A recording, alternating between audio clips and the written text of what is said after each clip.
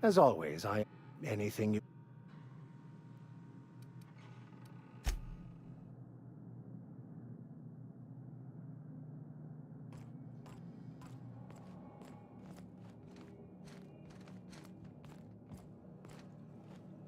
I'll keep quiet.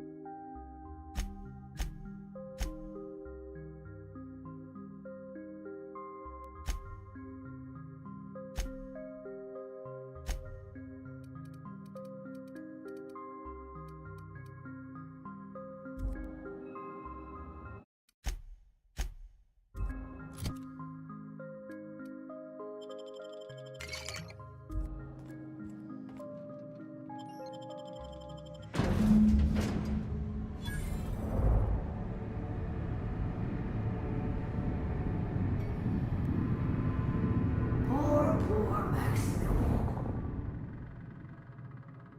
Maximilian, why are you still doing this? You've been fighting against the world since before you left home. Haven't you figured out yet that the more you fight, the more pain you cause yourself? Mother, you're dead. You can't be here. I knew this was too good to be true. These are just cheap hallucinogens that have...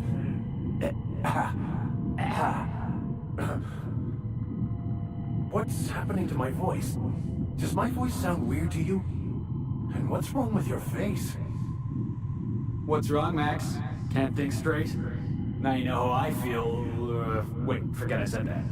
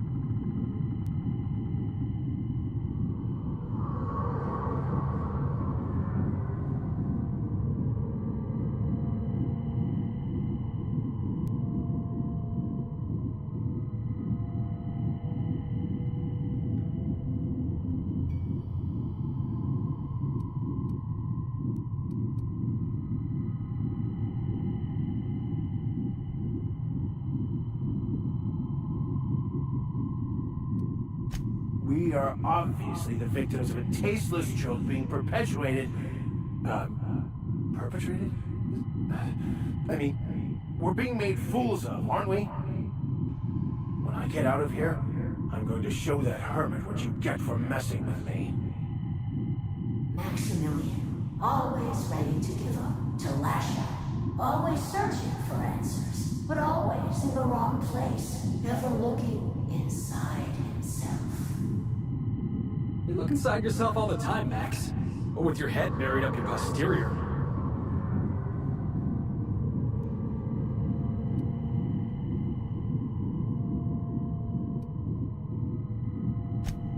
Thank you. It relieves me to see there's at least one positive influence in my son's life after all these years. Has he told you how he thoughtlessly abandoned us? Thoughtlessly? How could you say that? I only wanted you and Father to be proud of me. I was going to be the perfect vessel. I was going to be a better... more full of the plan. This here, it's all coming out wrong. The plan, it filled you with a joy I could never feel. I wanted it. And being a laborer made me miserable. I was better than that. You certainly convinced yourself you were. But don't feel bad. We continually lie to ourselves, weaving stories in a vain attempt to convince us that we are in control of anything. These stories are how we try to make sense of our lives, but they are not real, are they? They're just stories. You need to drop your story and see the truth. I got your story right here. I'm Vicar Max. I'm uptight. I love the church, and I'm a stooge for the board. And I don't understand that Felix is a genius.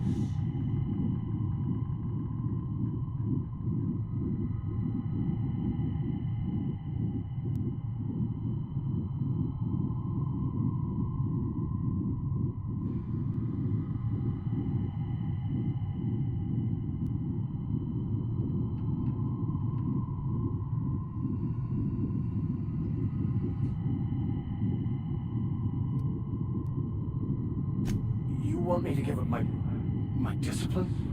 My control? Oh, but I can't. I can't. Without order, there is chaos. You need to love the chaos, Maximilian. Let it envelop you. Take you where it will. Besides, you really have no choice anyway. No, that's not true.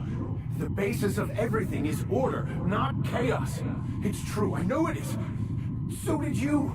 Why are you denying it? Before you died, the plan made you happy.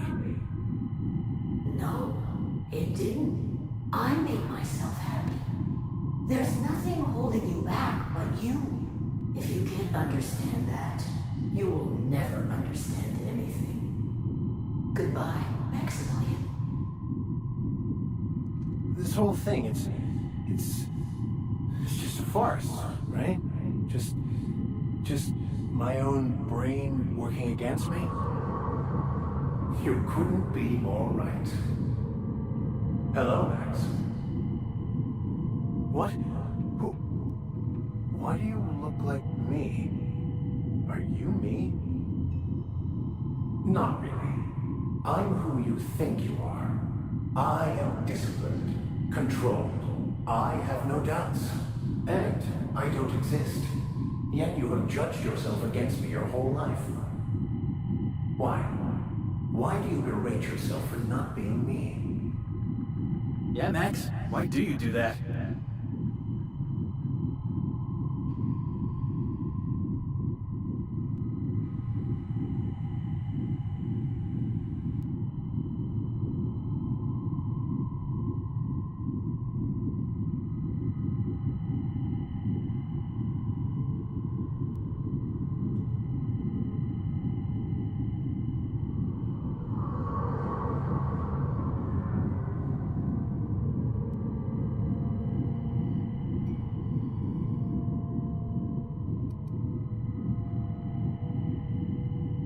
What are you talking about?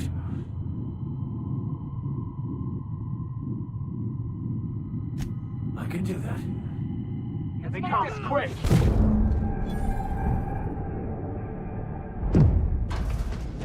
I see you're back with us. Feared we lost you there. Never seen anyone pass out yet stay upright before.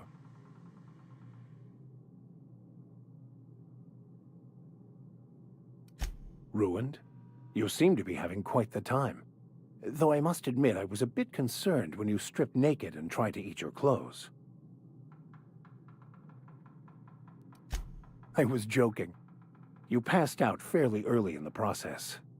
Well before I realized what an ignorant fool I've been. Everything is perfect.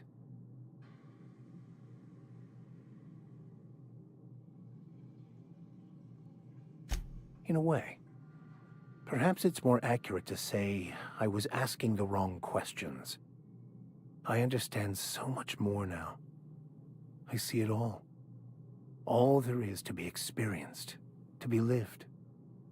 Of course there is pain and loss, but the suffering is caused by trying to control reality. Clinging to the way you want things to be, not enjoying the way they are.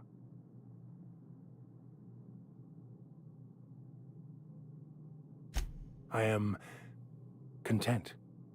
I've finally found what I was looking for, even though I was looking for the wrong thing.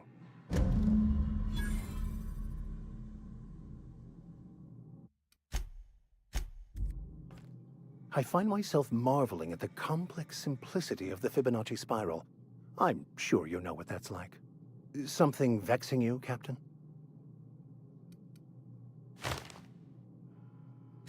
I wouldn't say my parents disowned me, strictly speaking. But before they died, they accused me of thoughtlessly abandoning them. I couldn't understand it. I was only trying to make them proud by becoming a better vessel for the plan, to feel the joy they felt. I was so certain my potential was wasted as a laborer, and was willing to risk everything just to prove to them that they were wrong. I was lost, misguided.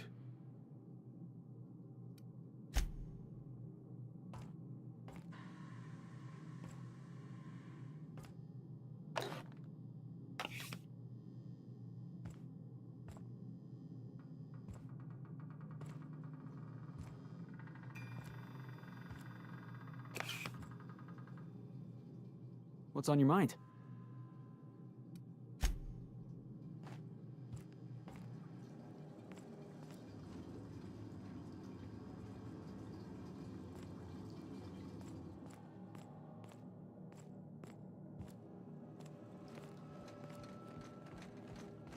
I'll keep quiet.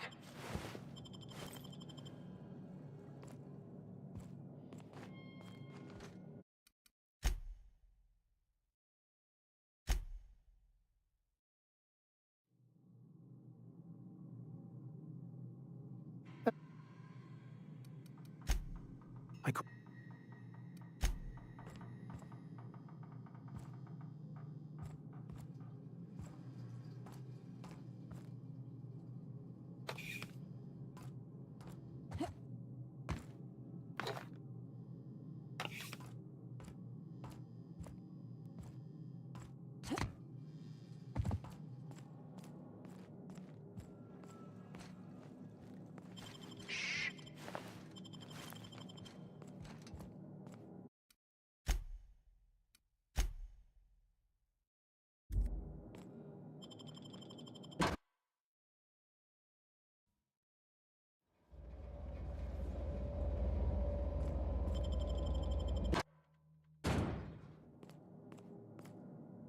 So, have you found your answers?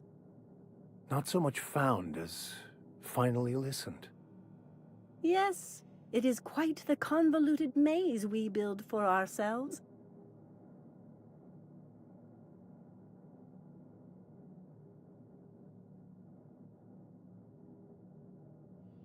It looks like you learned something in there as well. Of course you were.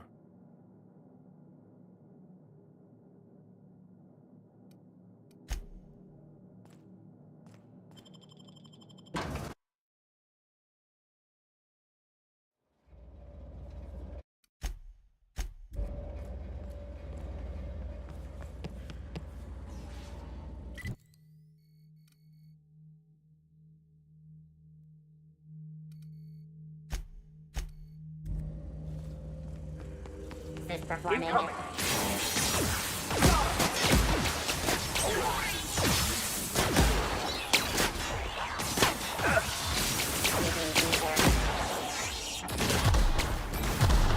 Investigate. One down. Well done. We are victorious.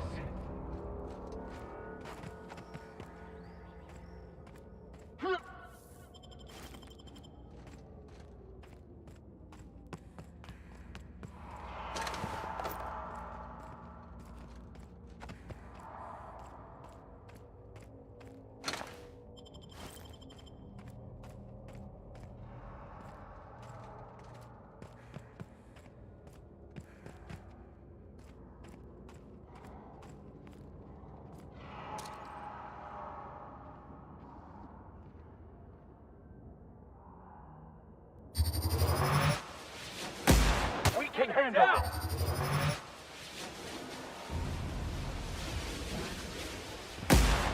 Nice hit!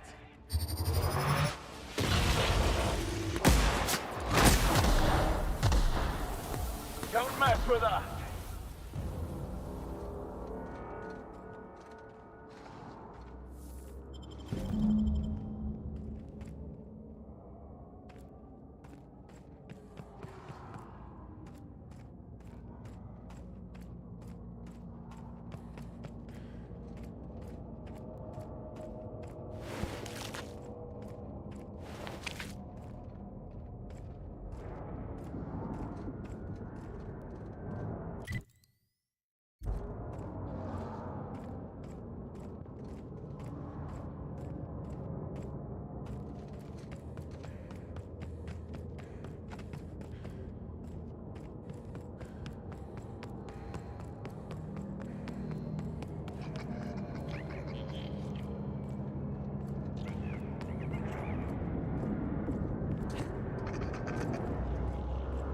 Greetings, Junior Excavator.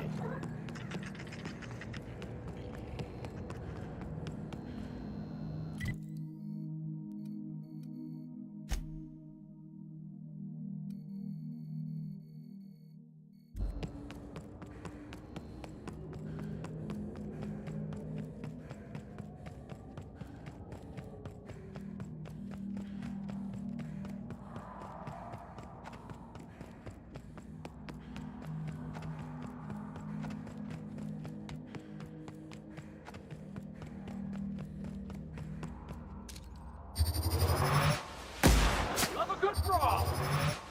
Ooh, that had to hurt!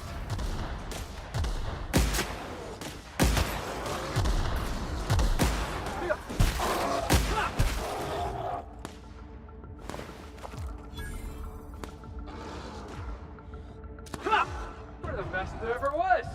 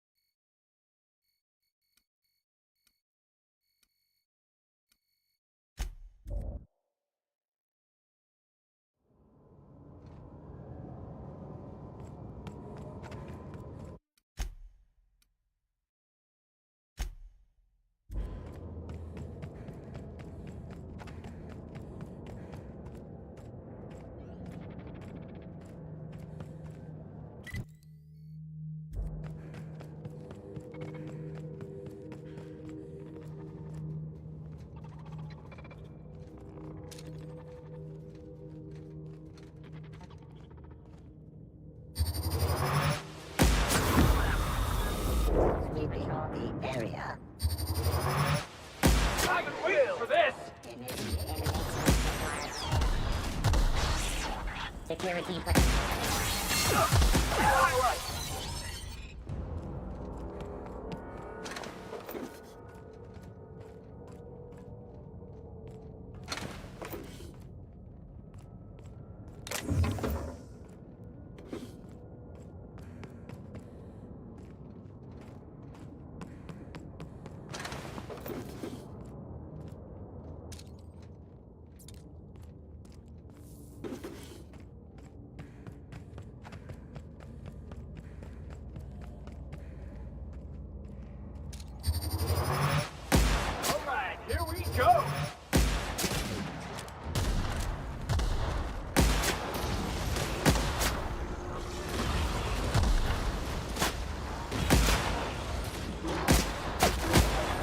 fate shines on us today.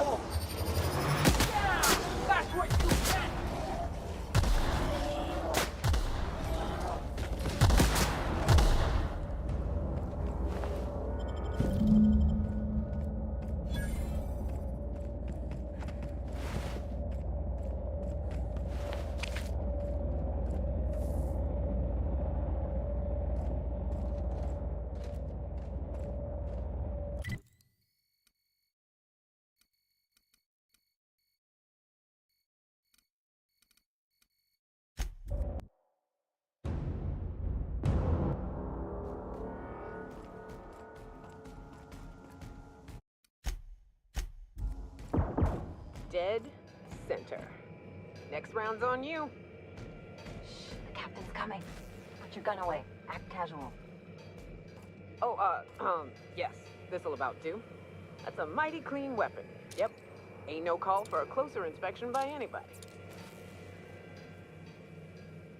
Something on your mind? You think I could hire myself out to ships in need someday? Be my own mechanic, like how Ellie's her own doctor? I wonder sometimes.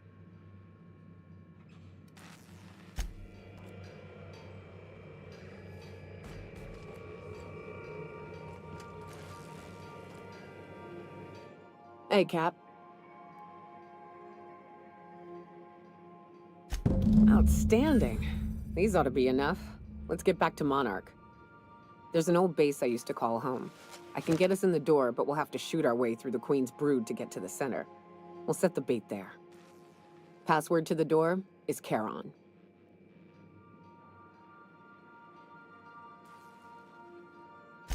Hayes' idea. Clara, Hayes, Anders, Rebecca, Opal, Nyoka. Charon. He said it was some old myth, something about death and all the things we killed. Rest of us just thought it sounded cool, so here we are. It's an old cave system we tried to turn into an encampment. You'll see when we get there. Fucking right we are.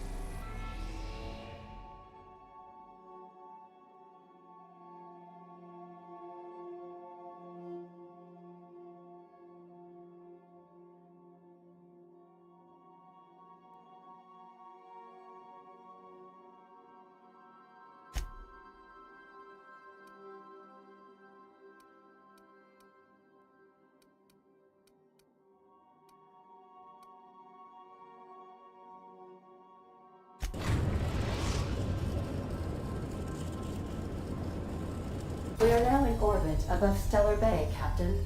No blockade is a match for my piloting skills.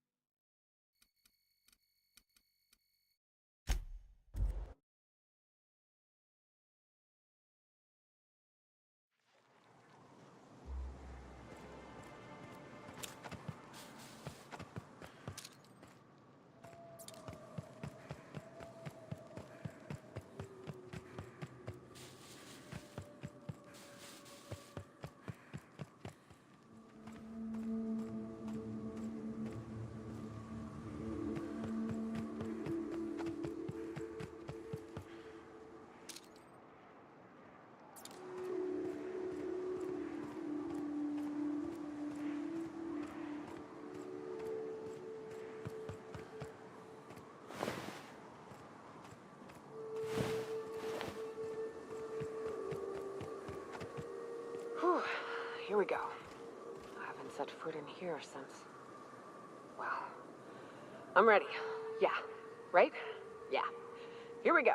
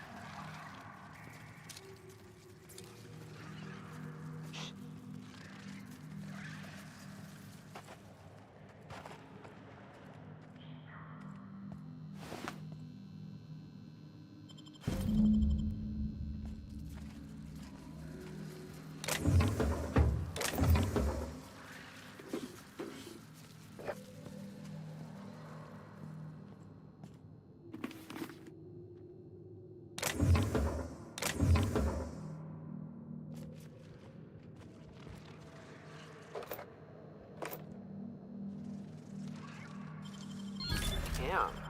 Got some nimble fingers, Captain.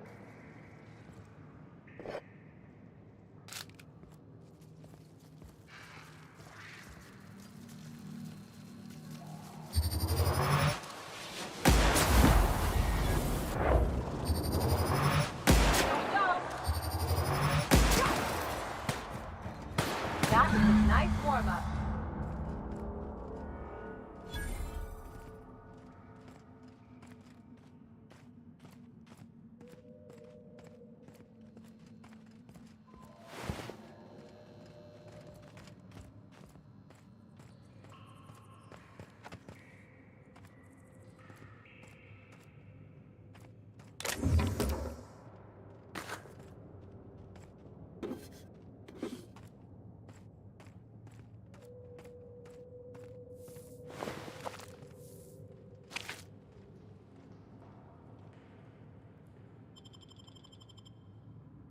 Well, this is the spot. You know, I thought I'd be angry. I thought I'd storm in here in a rage and exterminate all these bugs and everything would be all right in the end. But I ain't. I'm mostly just empty. A little sad, maybe. The first night Hayes and I spent in here, we knew it was home. It's safe. It's got a nice chill to it. But mostly, it doesn't stink of sulfur. Monarch folks often joke about it. Not because of the smell or the grittiness it leaves in your throat. Not because of the headaches or the coughing. It's because there's no escaping it. It's life here, and there ain't anything you can do about it. But here, somehow the sulfur never made it. The nights we spent in here felt like vacations. So we started building.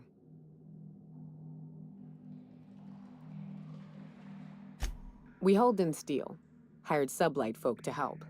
That's how we met Anders and Opal. They stuck around after our contract was up. Opal liked camping. Anders liked chasing her tail.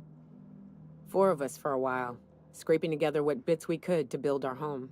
Then came Rebecca, a sawbones out of the Cascadia survivors, who took a kindness to Hayes. And Clara, her little sister. I'll admit I wasn't keen on taking her on at first, but for a teenager, she was surprisingly capable. Believe me, I had my complaints. She had a head for numbers, helped us trade hides for food and materials, negotiated contracts. Turned out to be mighty useful. Clara, Hayes, Anders, Rebecca, Opal, and me. 6 folks, 1 name, 1 family, Charon. Despite Monarch trying to kill us day in and day out, we managed to belong.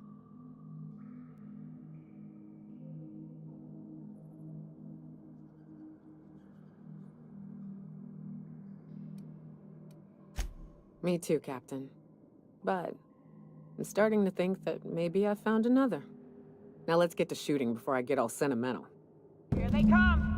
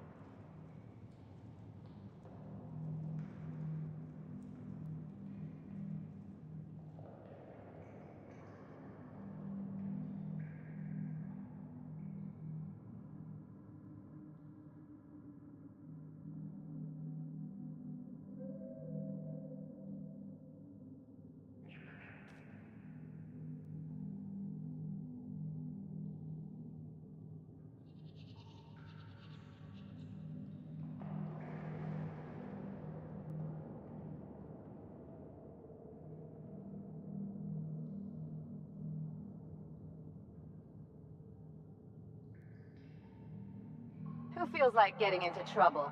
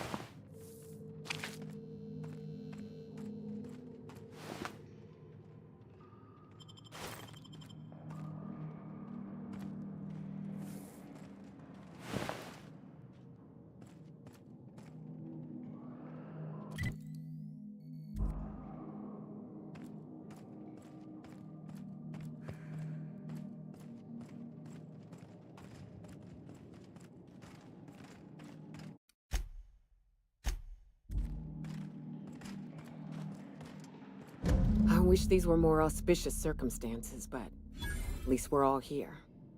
This bringing them together, burying them. This is the kind of thing Hayes would have done. That makes it stupid. By all accounts, we should have left well enough alone. But that also makes it right. Captain, thank you.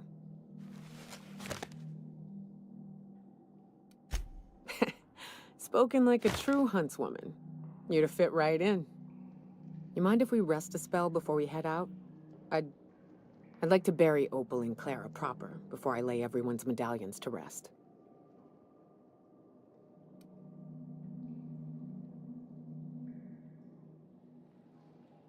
What? Why?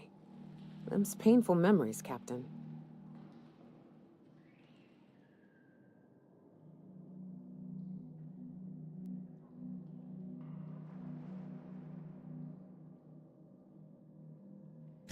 Huh.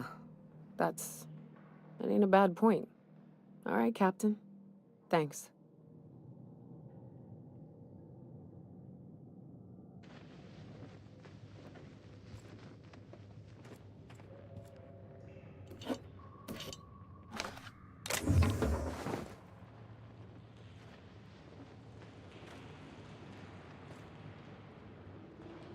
Something on your mind?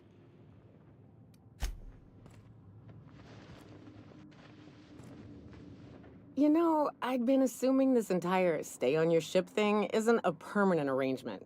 Part of my contract? That said, you ain't been eaten or shot to death yet. Says a lot about the stability of your future. And to be honest, I'm about sick of sleeping on bar stools. So how's about this? You keep letting me stay on that ship of yours, and I'll keep shooting at the things you point at.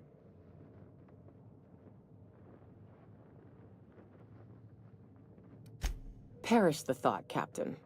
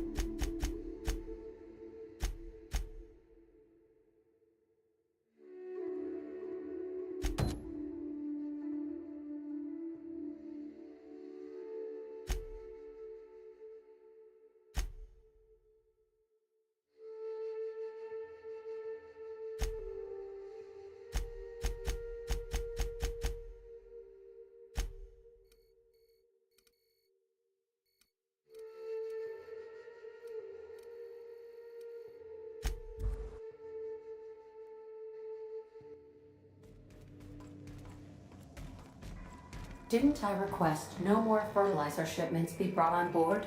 Who keeps ordering these? Sometimes I can hear Vickers saying prayers to himself. Sometimes I hear him cussing about tossball scores.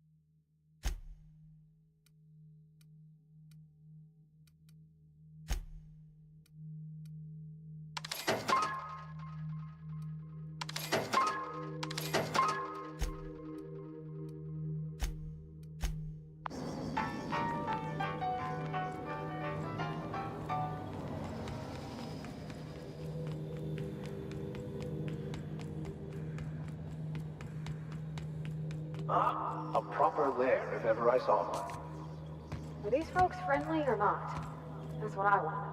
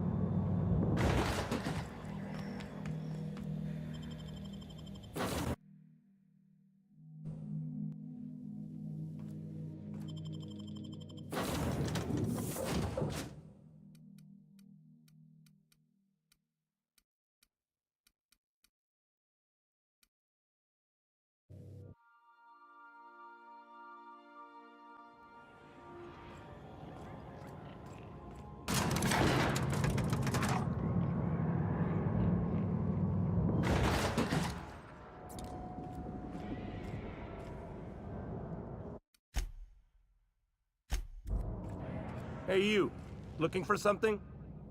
Where do you think you're going?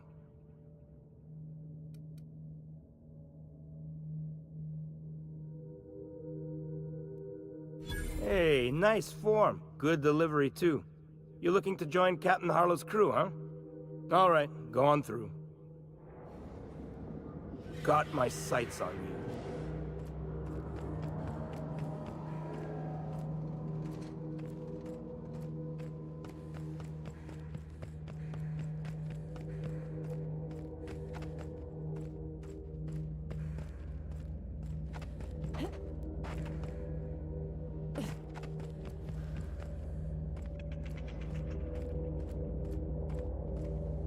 Nothing to do but stand around and watch it done.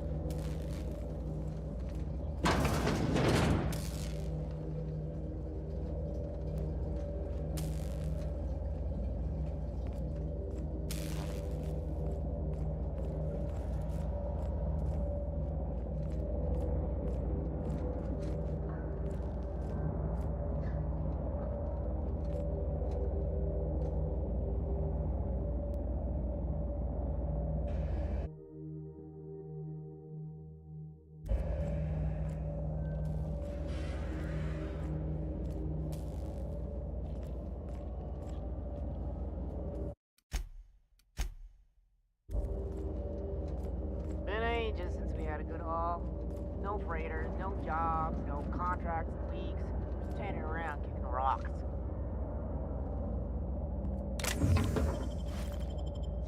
What do you think you're doing?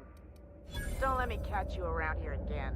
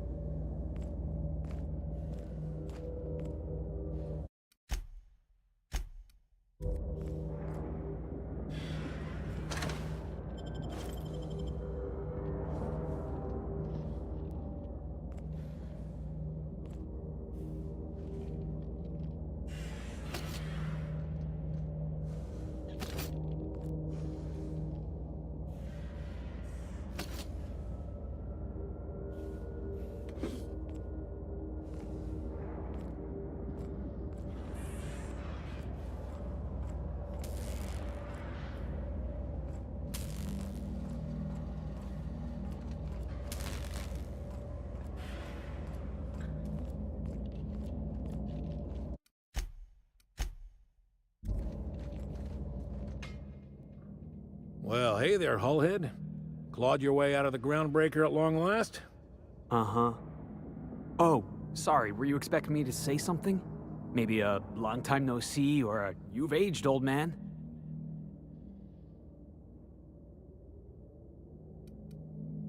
Your captain has a sense of humor, Felix. Good. There's a time and place for humor. So, you took Felix under your wing. Kept him busy. Good. Kid always needed a place to belong. Felix will always have a place in this crew. He's family to us now. Hear that, Clyde? I've been making something out of myself. So long as you haven't been making a fool of yourself. I'm sure Felix has no end of stories to tell of your exploits together. I look forward to catching up with the boy.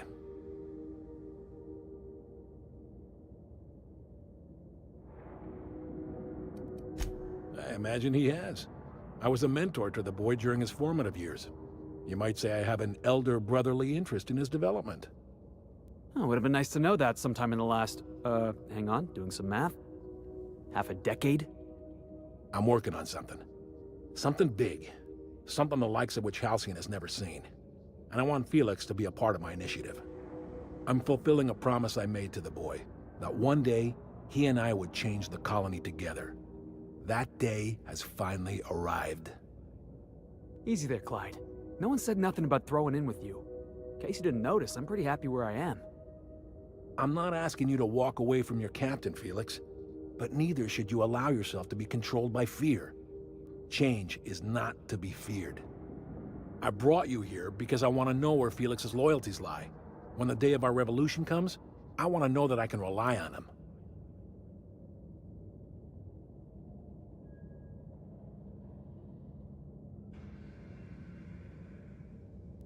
Everyone in my crew proves their loyalty. No exceptions. Not even Felix. I want you to deal with a traitor for me. Name's Trask.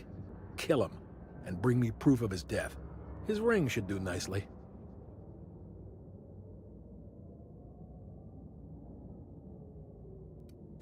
Then Felix will have done me a favor, and I will be grateful.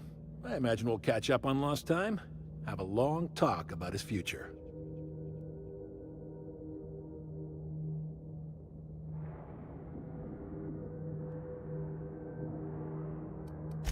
Ratted us out to the board. He's been an informant. Has been for years.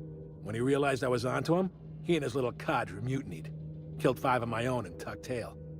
I don't know where he's hiding, but his wife might. Rosanna. Lives on the groundbreaker last I checked. Rosanna knows my crew by name and face, but you're a stranger to her. She'll talk to you.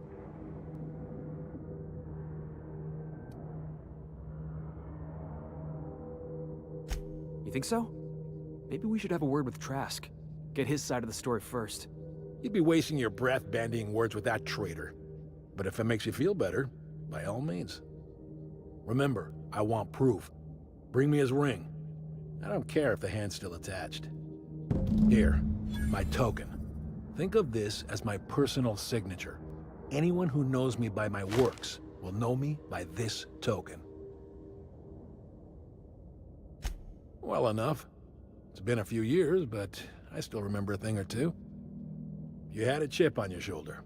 You'd argue over anything, and you'd never back down. What do you mean, had? And for the record, you never could admit when you lost an argument. You see what I had to deal with? Let's hear it. A revolution is the work of a lifetime, Captain. I've spent my life preparing for the day of Halcyon's reckoning. Everything you see around you is the result of that preparation. A base of operations, loyal soldiers, freedom from the board's oversight.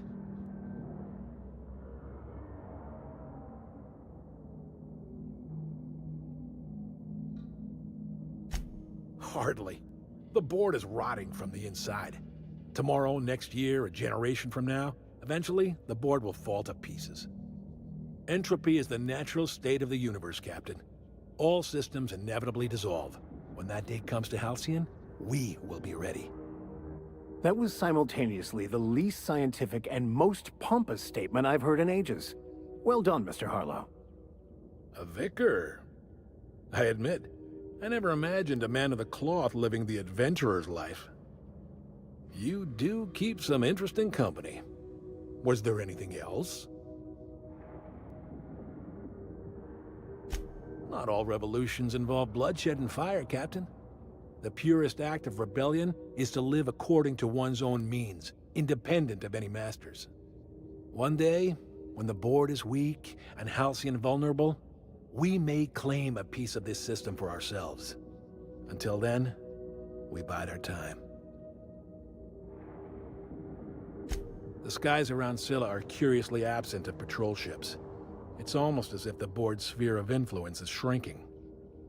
Besides, our facility is well armed and located on defensible terrain. If the board tries to lay siege to us, we'll make them pay. Something on...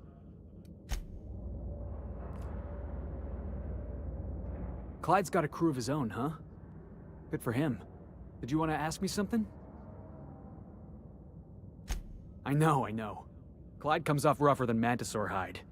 He's a good guy, though. Just gotta get to know him.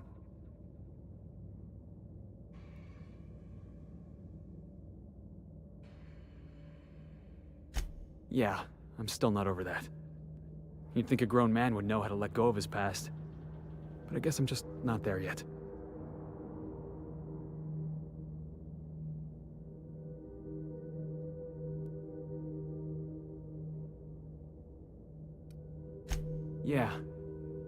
Yeah, I think I'm starting to feel the same way. Got the feeling he was looking down his nose at me. At both of us. Maybe we should go have a word with Trask. Get to the bottom of all this.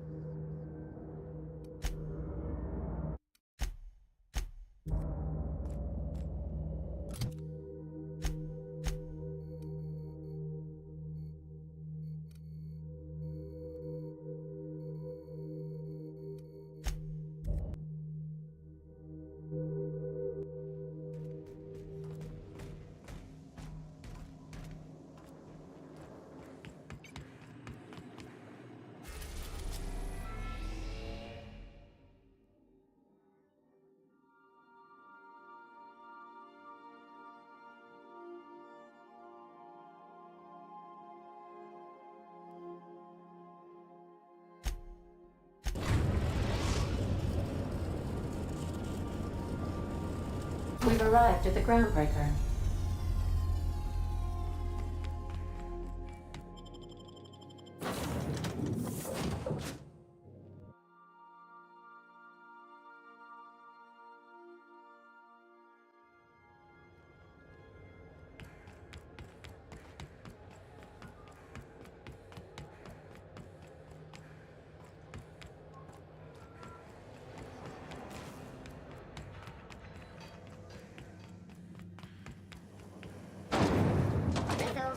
berry crunch, sugar gel flakes, and purple berry flavored power nuggets. Now, This is Halcyon News. We interrupt your regularly scheduled advertisement for the following story. You mind? Trying to have a moment here. Rufus and I are no longer on speaking terms. I don't know where he is, and if I did, I wouldn't tell you.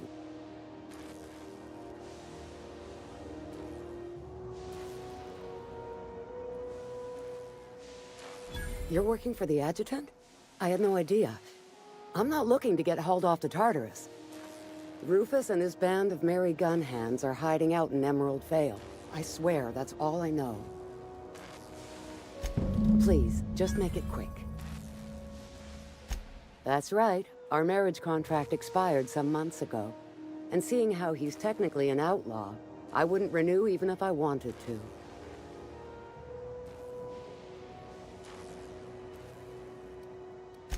Precious little. He and Rufus worked together on the Groundbreaker some years back before he vanished. A few years later, Rufus gets a message from an old friend. Something about starting a revolution, something about getting rich. Abandoned his work and ran off that very day. So Clyde sent Trask the same message he sent me. What's the problem? Word of advice, kid? Anybody carrying on about a revolution just wants to sell you something. I don't know Harlow. Never so much as bandied a word with the fellow. You're better off having this discussion with Rufus. Only that Rufus is in a bad way. He came to see me a little ways back. Said he had to go into hiding. Never asked why. He was here to collect his personals, complain about Harlow to me, and say goodbye. In that order. No, and he was particular about that. Said I was better off not getting entangled in his mess. Little late for that, says I. Appreciate it. No offense meant, just been a long day is all.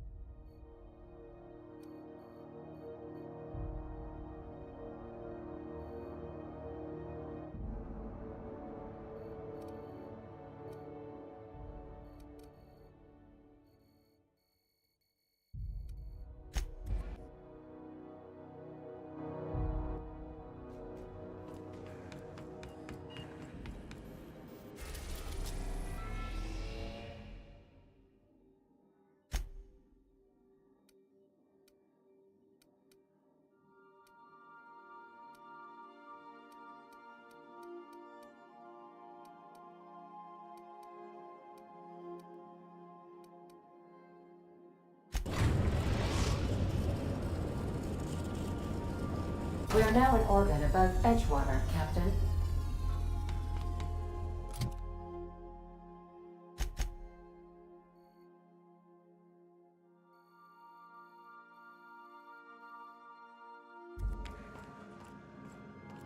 I think I'll initiate.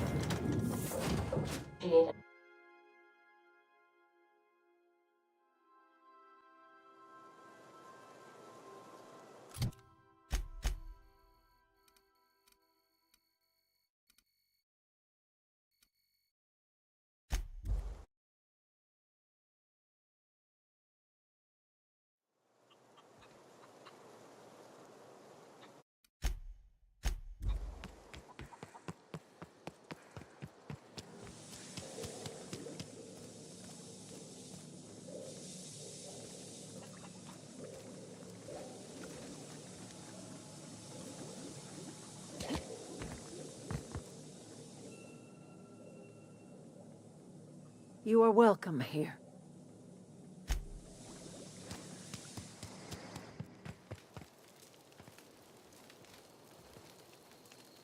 Keep your wits about you, friend.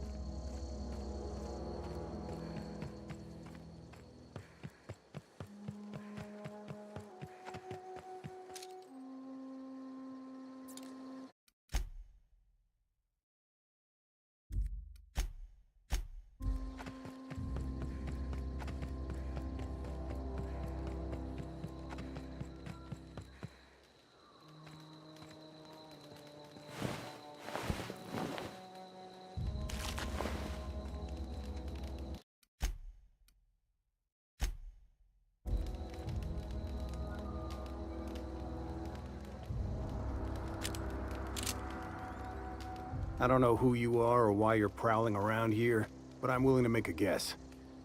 You're one of Harlow's gun hands, ain't you? He sent you after me.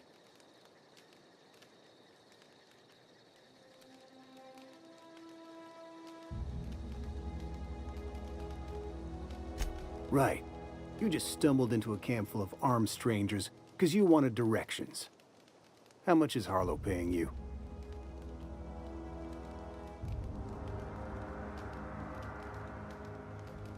Let's assume I believe you. Tell me what you want. How do I know that I can trust you?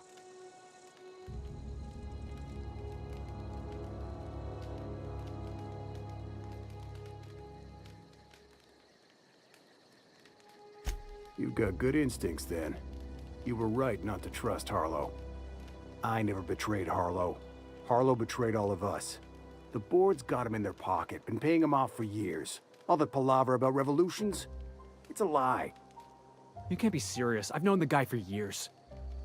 Yeah, that's about how I reacted when I found out. That's the whole truth. Harlow's just another board asset. A two-bit mercenary wearing a dissident's clothes.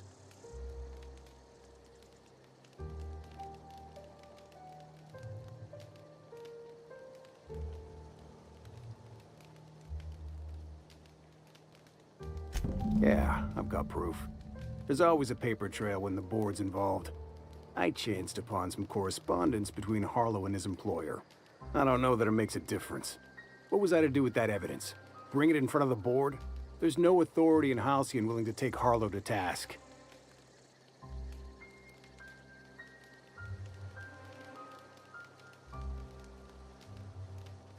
Huh. You ain't like other board agents I heard about. You got a functioning spine. You want to confront Harlow yourself? Be my guest. I hid my papers before Harlow chased me out. Back in the middle of the base, there's an old vent in a utility corridor. I stashed my evidence in that vent. Because he's for sale. Anything the board can buy, the board will buy. And that includes loyalty. Harlow was a charismatic bastard, and he was ruthless. With Harlow in their pocket, the board had an informant, a pirate, a smuggler, and a gang leader all rolled up into one odious excuse for a human being. Sounds like a deal to me. Board-sanctioned piracy. Harlow went after the ships the board wanted destroyed, capturing anybody the board wanted captured. If we captured you, we'd ransom you. Harlow liked to do the job himself. Gather up the captives on his own ship, vanish for a couple of days. Only that's not what happened. Harlow's been selling his captives off to the board. I don't know where they ended up. Re-education, Tartarus, maybe worse. Take it you've made up your mind.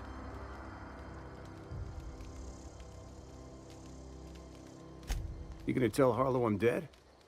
May as well. I'm never going back to that life again. Here, take the ring. And for what it's worth, my gratitude.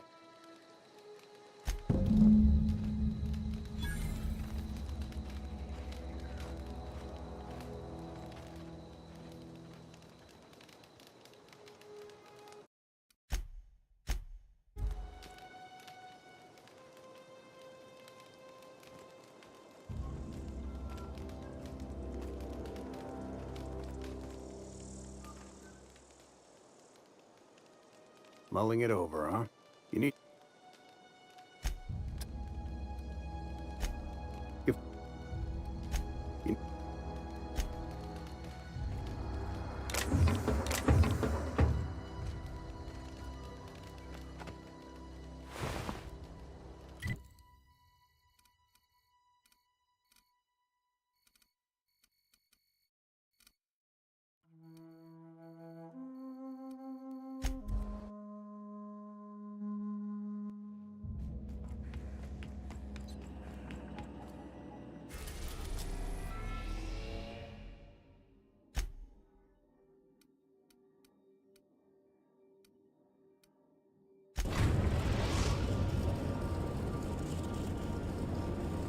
Destination reached.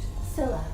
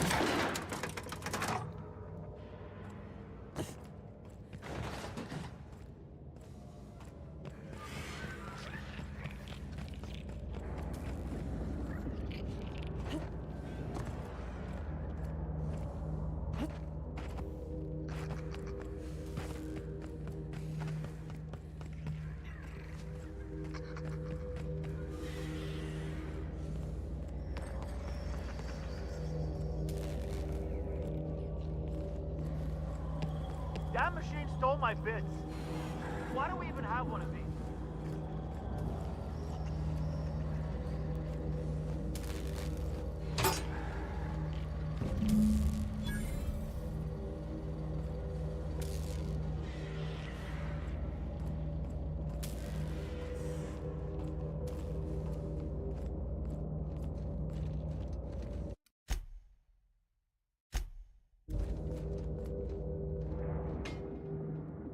What's the word?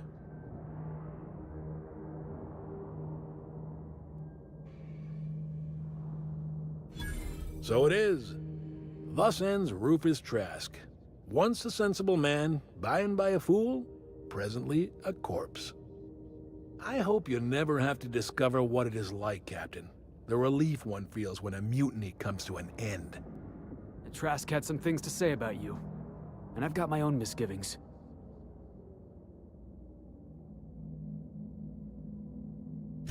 That's a damning accusation. Am I right to presume you have some evidence on hand?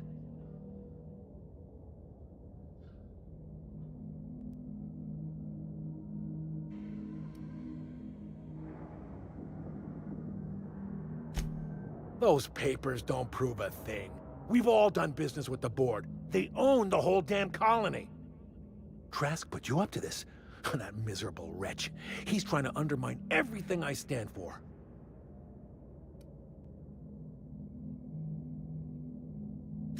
You've got a lot of nerve calling me a liar to my face.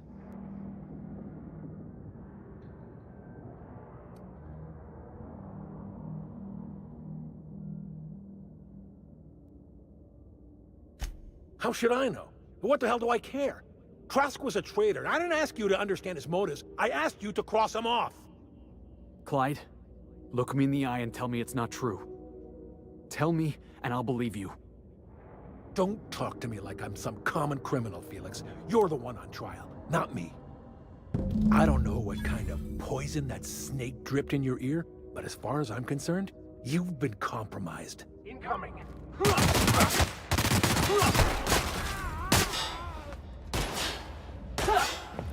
What was that? Can we do that again?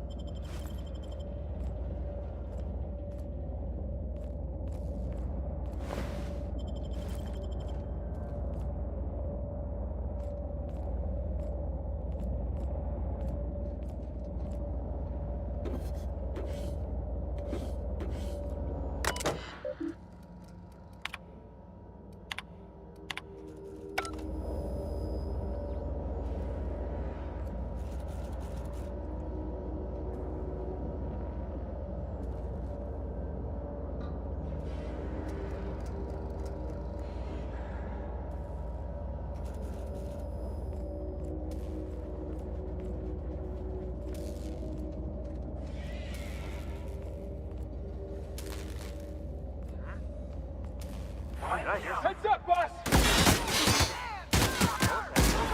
With you, boss! What was that? What was that? Did I hear something? That's the last of them.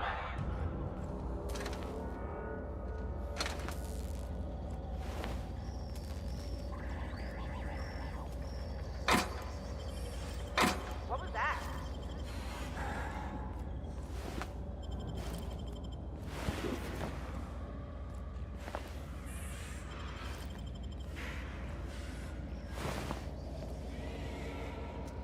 Hey, whoever did this, come on out so we can return the favor.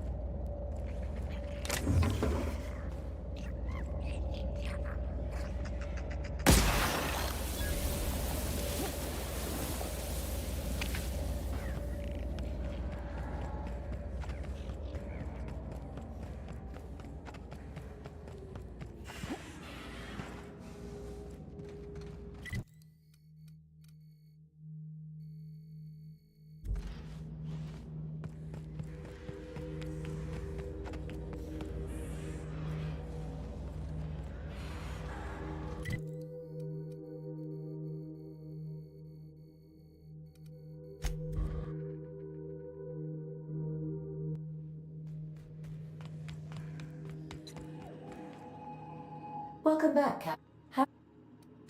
Mm-hmm.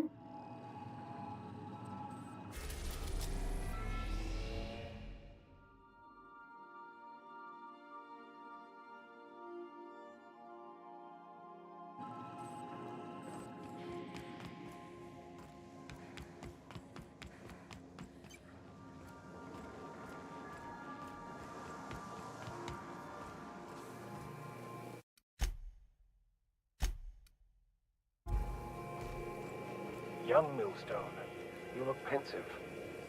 I don't know what that means, but I've been thinking. It ain't easy carrying a torch for the Rangers. I understand. The Rangers' victories are your victories. Their defeats are likewise crushing. You serious? Wow, Max. Never expected you to understand. This may come as a surprise to your feelings, but I understand what it is to be a fan. That's so. You know something? Maybe I was wrong about you. To be a fan is to live vicariously through another. You feel you are one with the Rangers. You ain't been the same ever since your drug swing, Max.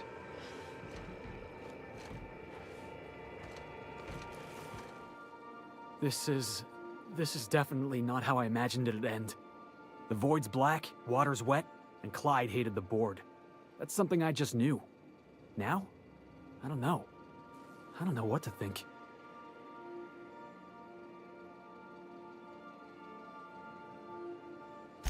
I've just got a lot on my mind right now. This is a lot to take in. I always looked up to Clyde. The thought that he could be an agent of the board is just abhorrent to me.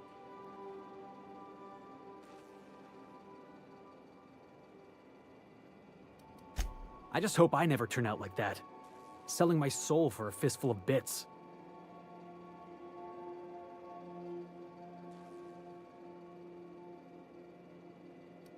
Thanks for the vote of confidence, boss. You've given me a lot to think about. I'm gonna be mulling over this whole mess for a couple of days. Part of me wishes we put Trask in the ground. You know, I think that's just my frustration talking. Thanks for your time, boss.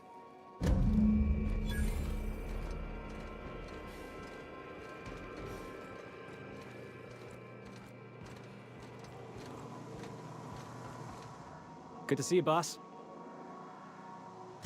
So we just sat around a table talking about a severed arm. Of all the weird things that happened on this ship, that ranks somewhere in the middle. You ever watch The Masked Marketeer? Boss, I'm going somewhere with this. Episode 5 of The Masked Marketeer. First appearance of a recurring villain. Big ol' galoot, built like one of those industrial-class garbage compressors. His name? Tiny. Every adventure serial's gotta have a supporting character with an ironical name. It's a rule of the Genry. Masked Marketeer had a massive bruiser named Tiny, and we got ourselves a real unfortunate hullhead named Lucky. Coincidence? I think not.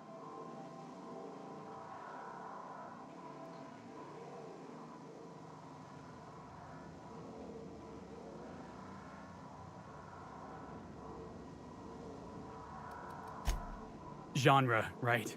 Thanks. I read that word on a poster once. Never actually used it in a conversation. Anyway, where were we? We're freelancers. We take any job we can get. But this one? The dying message of a stranger. A severed hand delivered in a crate. Let's just say it beats flying around the colony running errands. So, of course, I'm gonna be excited. You're a master of understatement, boss. Yeah.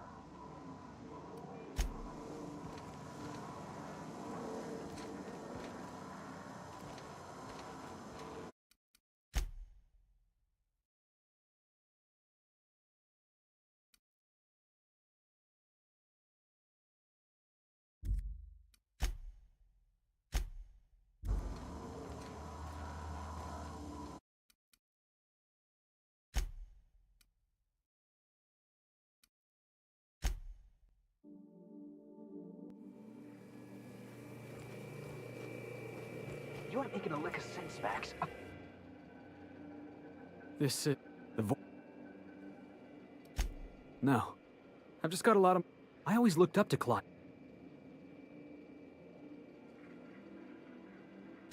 It's pretty harsh, boss. You including yourself in that lesson?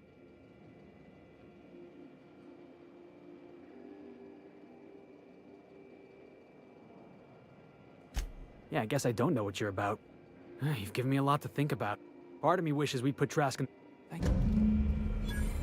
Good to see you, Bob.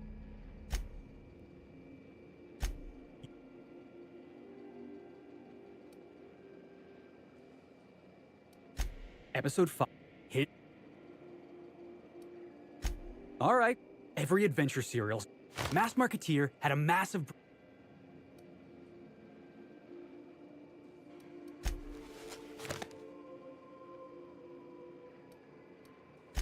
Not yet, we're not. We're freelancers. Let's...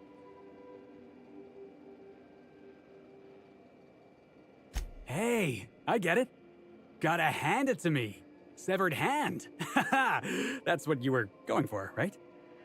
That wasn't what you were going for. Yep, I can tell by the way you're glaring at me. Yep.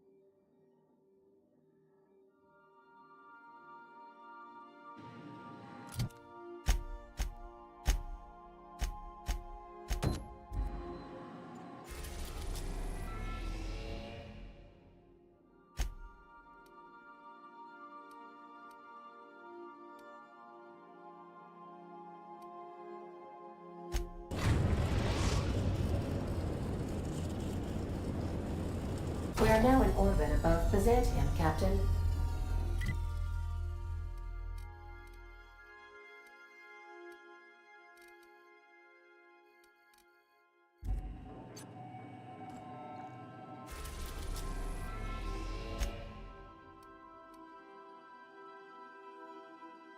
We are now in orbit above Byzantium.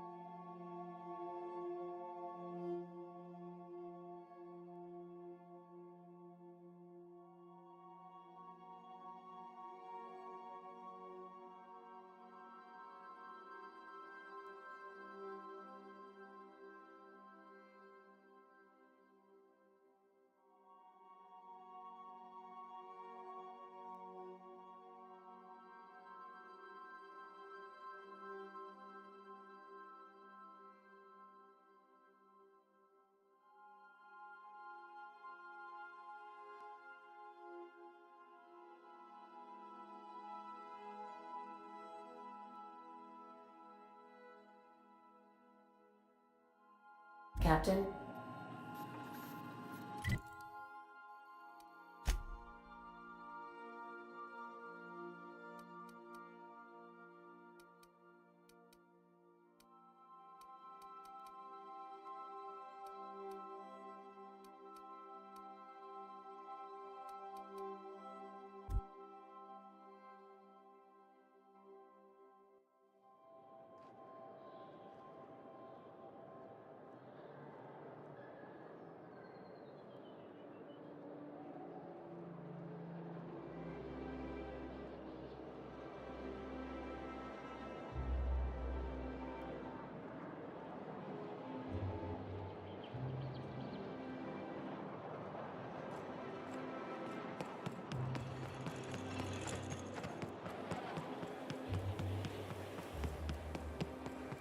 Remember that stranger I saw in the square?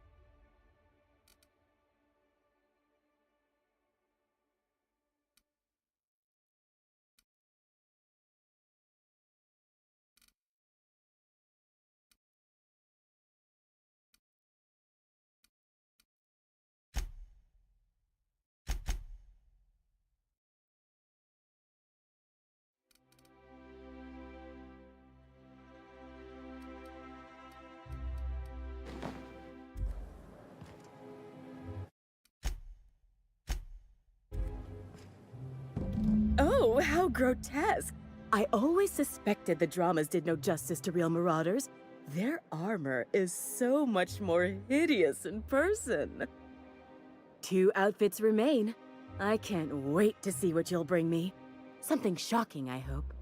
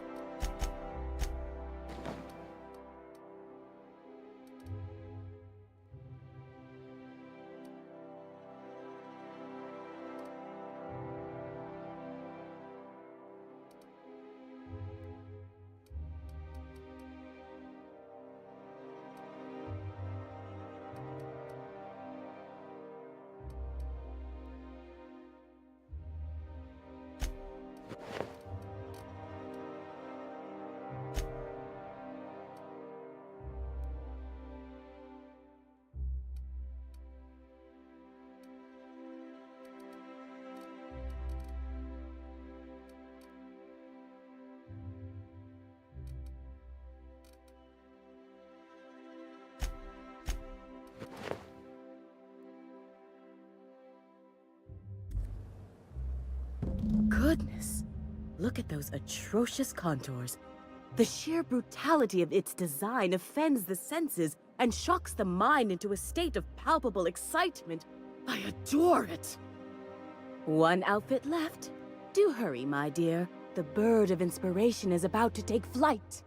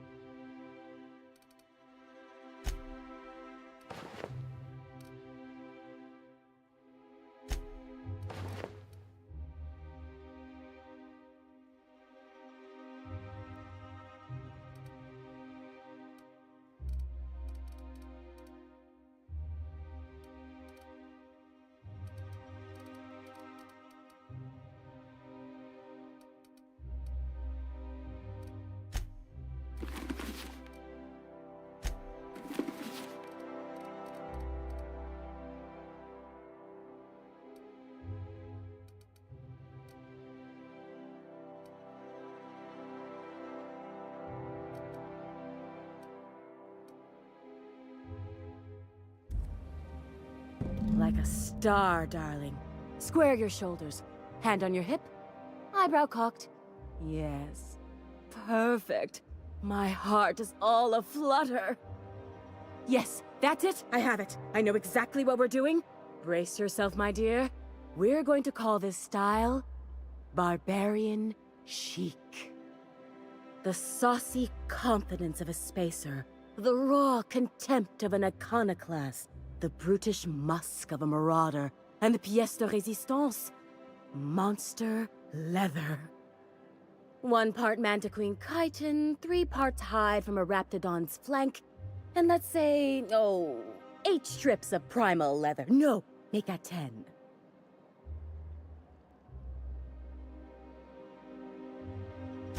We're revolutionizing the fashion of Byzantium. Our work is anything but simple.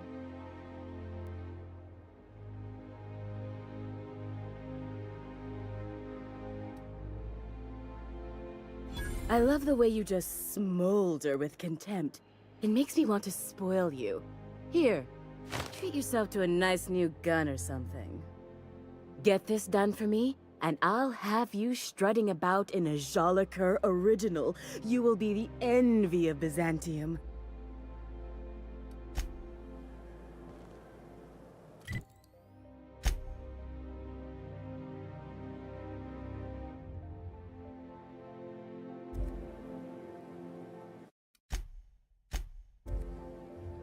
The sooner you find me that leather, the sooner I can get started. What can I do for you, darling?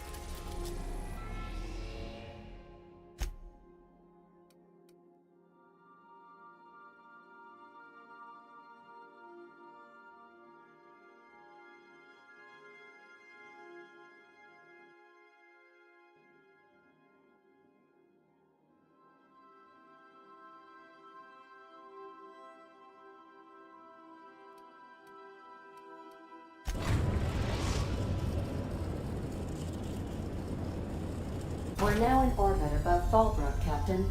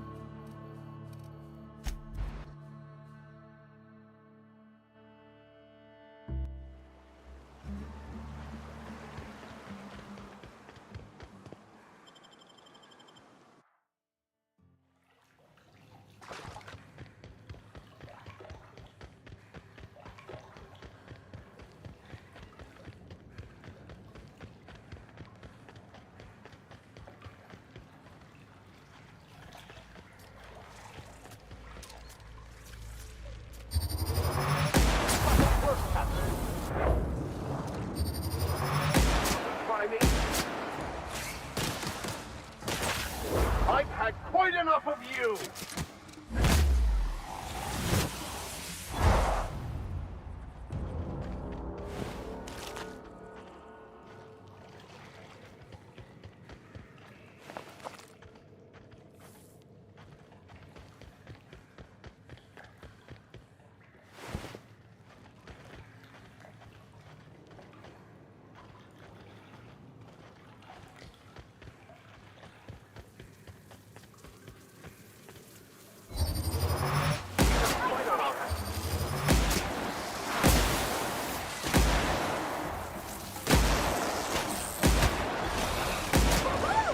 Nice work!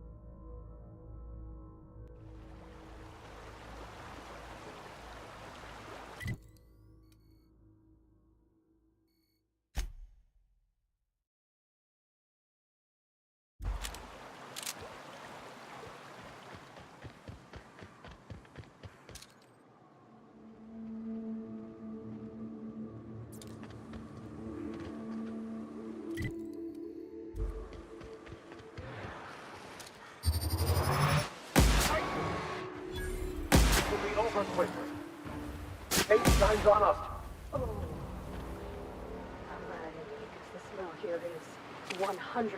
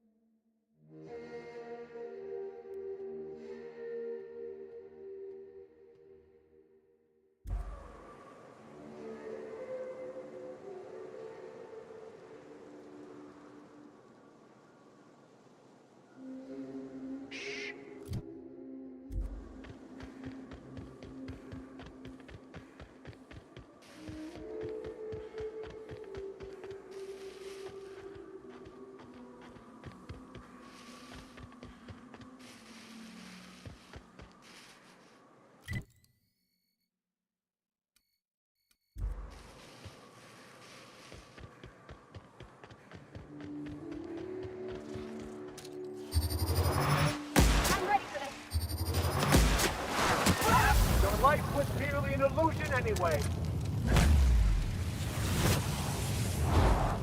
I see it now!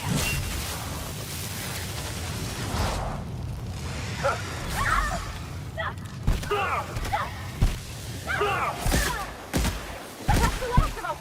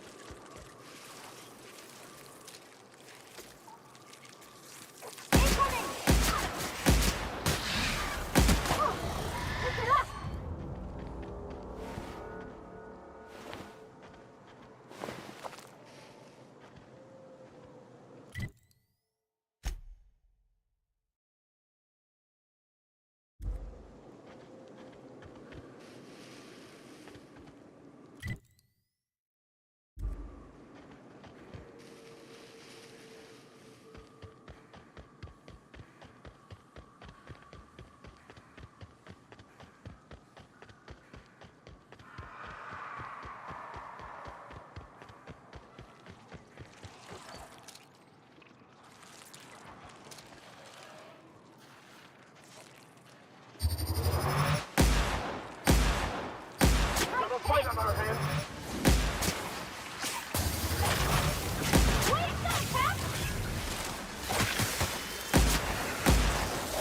I'll take your confession now.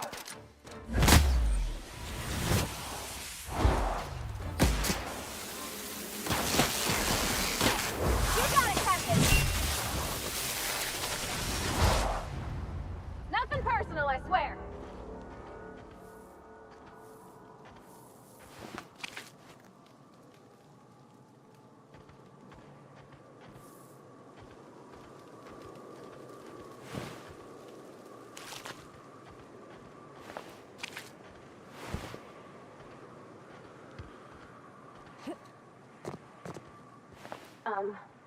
As your engineer, I advise you not to set foot on that, especially the bendy parts.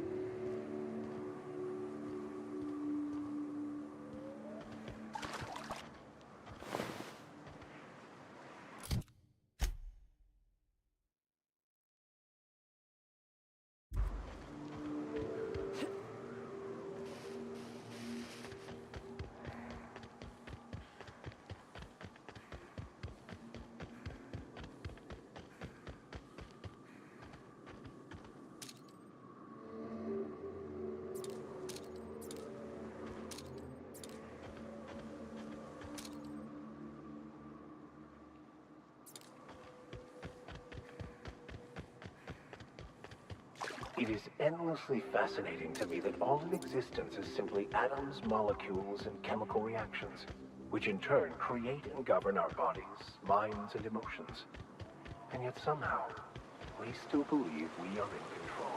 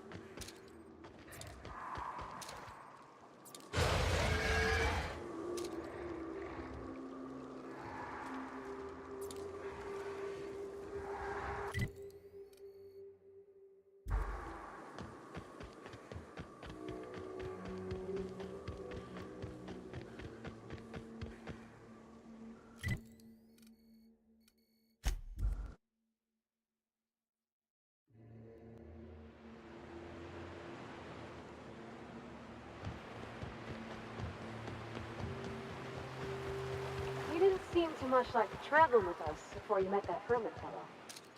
Yes. I was kind of a I wouldn't say that. You were more of a...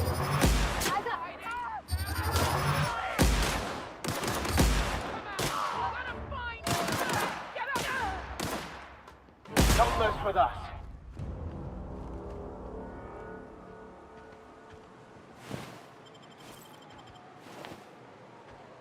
Where were we? I wouldn't say that. You were more of an... well, I'm just glad you're not like that anymore. Oh, I'm still an ass, just someone who knows he is. It's quite amusing, the ridiculous things that go through my head. Just like the rest of us, then. You're all right, Mr. Baker.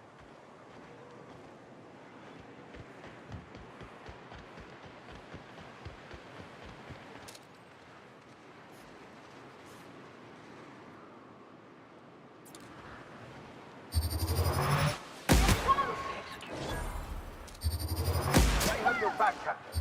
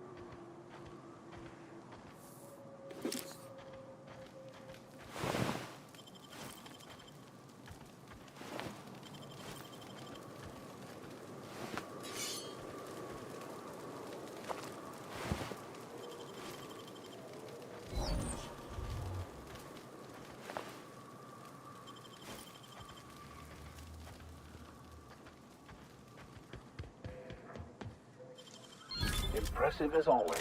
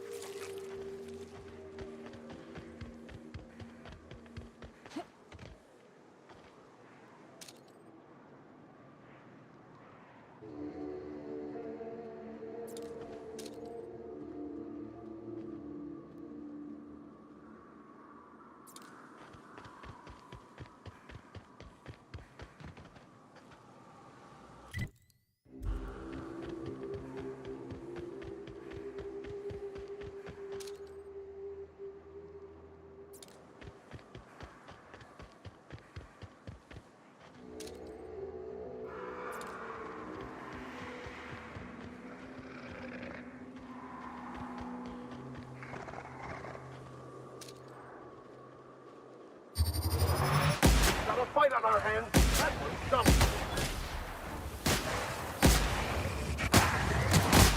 Don't mess with it.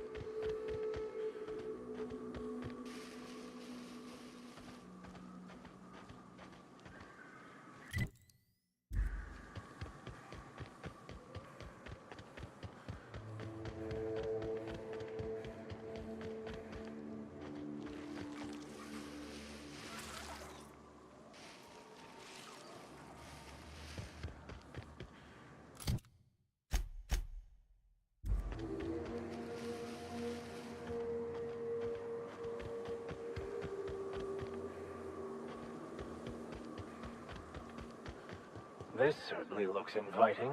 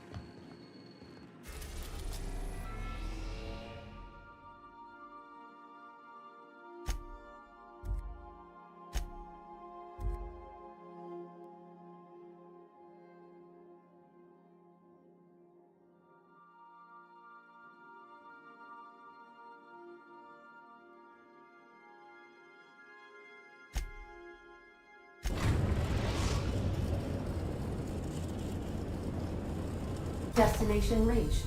Scylla. Stay safe out there.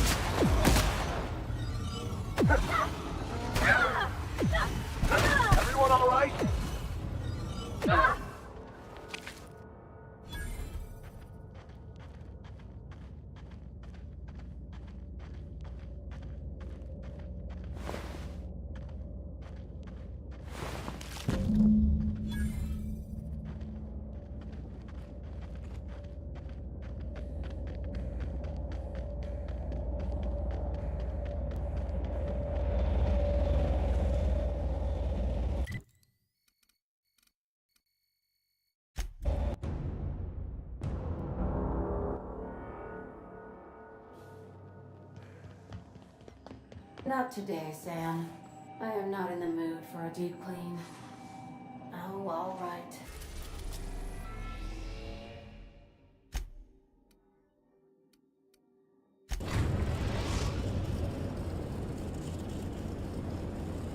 We are now in orbit above Byzantium.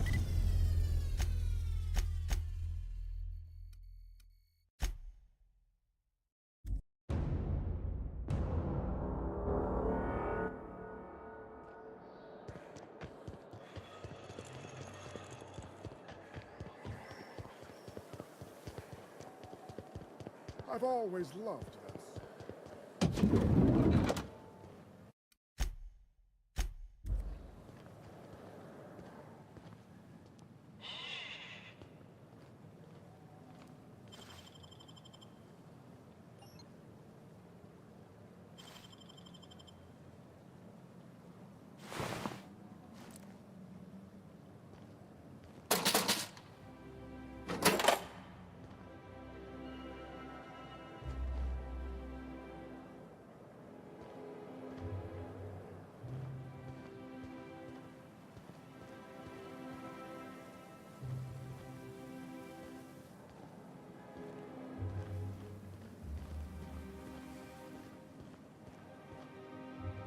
What can I do for you, darling? I've been thinking of a name for this new outfit. Chimera. Crafted from the hides of 3 species of monster. While you were gone, I put in an order for one of my bespoke lapels. Solid gold, diamond encrusted. If it doesn't have one of my lapels, it's not a Jolicoeur original. Those slackwits at HPS are holding my parcel while they wait for a signature. Bureaucracy is so utterly insufferable. Be a dear and retrieve it for me.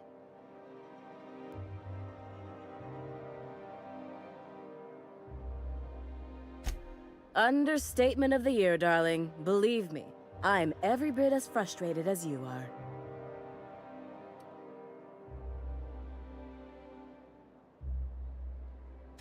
Can you believe the cheek on these people? If I didn't know any better, I'd say they were trying to grift an autograph out of me.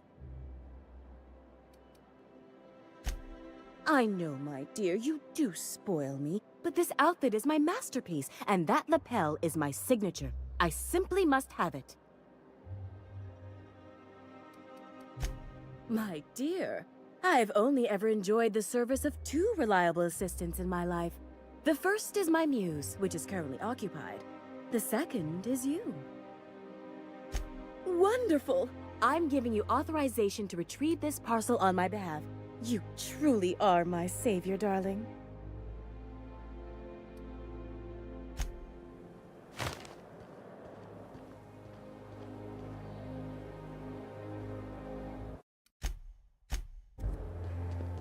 I love Byzantium.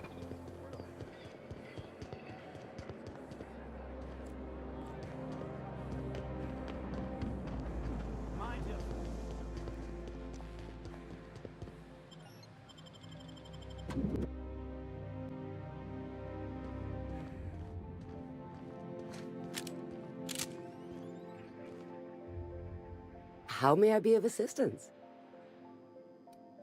If you would like to sign for a parcel, please go to window B.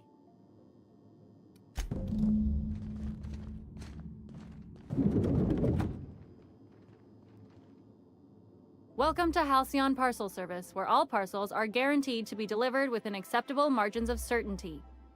How may I be of assistance? Let me just look that up for you.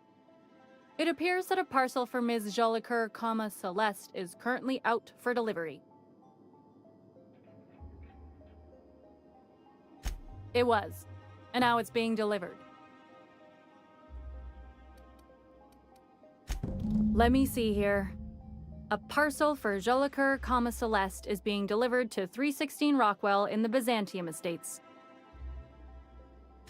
Thank you for allowing HPS to be your only option today. Halcyon Let me see here. Thank you for...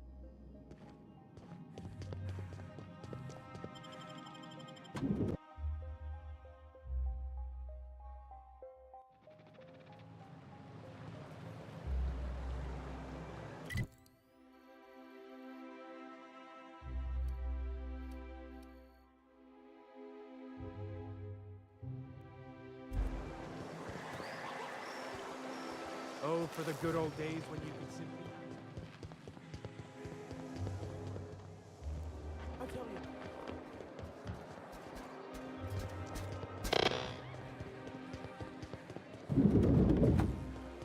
How are you feeling, Mr. Vicker? After your, hallucinations? Fantastic. But it must be said that the sensation of myself as a separate mind inside a bag of skin was the real hallucination. Wow. Wow, indeed. It's quite liberating to realize that one is simply an aperture through which the universe experiences itself, and that all my pain and suffering was of my own creation. So if Felix snuck into your quarters one night and stole half your underwear and filled the other half with itching powder, you'd kindly thank the universe and take it in stride? Not that I'm asking for any particular reason.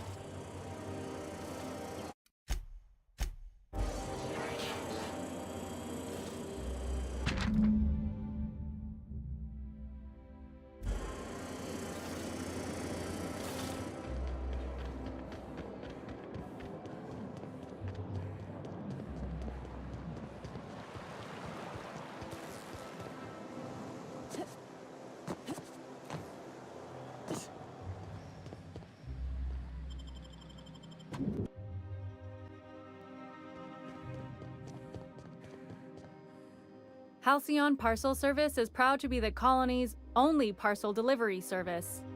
How may I be of assistance? I must respectfully ask that you calm down, please. Parcels must be picked up at window A. Maintaining proper window structure is imperative to the smooth operation of HPS. If you would like to lodge a complaint about the quality of your service, please request a complaint form at window C. If you would like to request a complaint form at window C, please make an appointment. I see you're familiar with our company policy.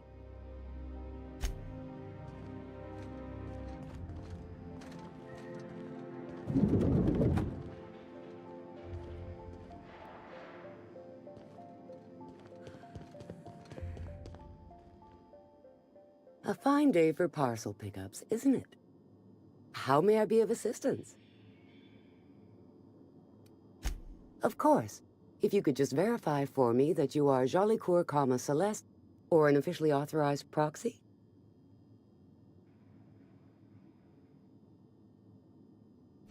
Yes, I can see by your eccentric mode of dress that you must be one of Ms. Jolicoeur's associates. Everything seems to be in order. Here you are, one parcel. I hope this has been a pleasant and satisfying transaction. Halcyon Parcel Service thanks you for your patronage.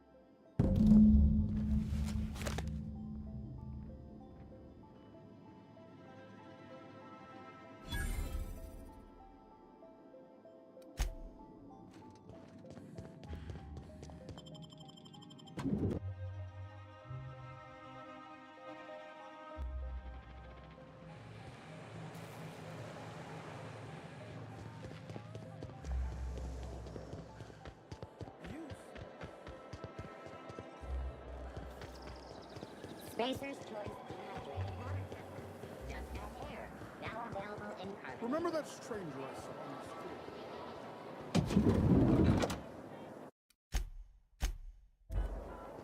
Hey, careful. Don't go running around in the middle of a crime scene. You mean Ms. Jolicoeur? She was reported for practicing a subversive aesthetic. We found her in her office, working on something perverse. She didn't cooperate, so we had to put her down. Never took her for a dissident sympathizer.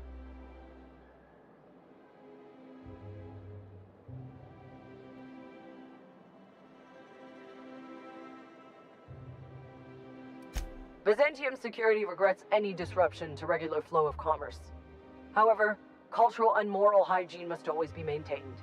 Byzantium cultural standards are enforced by Universal Defense Logistics. Universal Defense Logistics, your first and last line of defense in the war against sedition.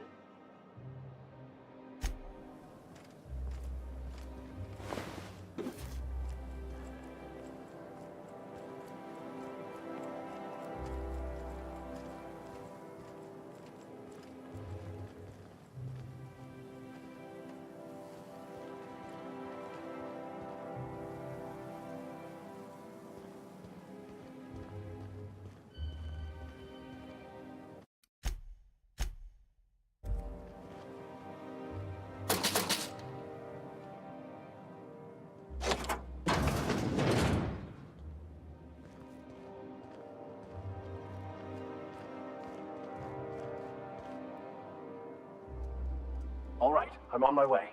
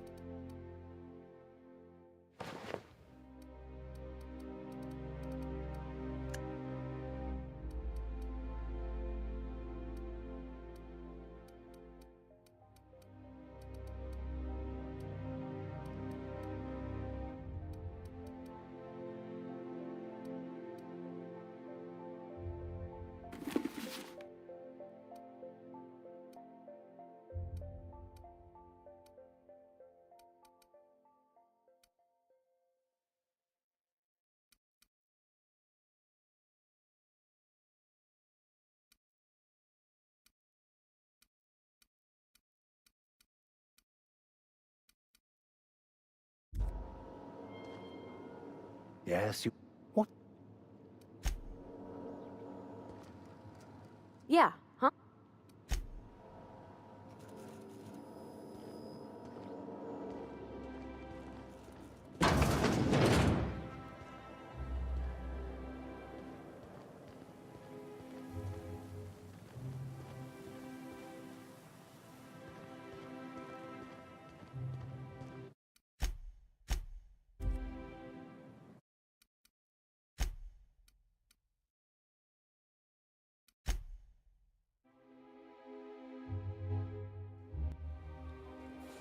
Hey. You mean Miss Jolie Kerr? We found her. Never took... No argument there. Feels like the whole colony's Byzantium cultural standard.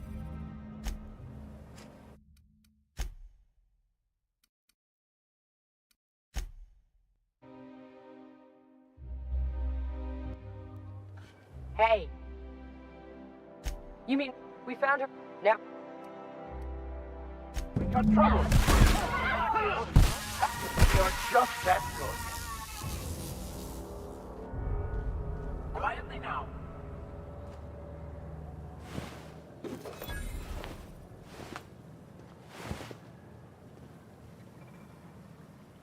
What do you... I don't have time for this. Move along.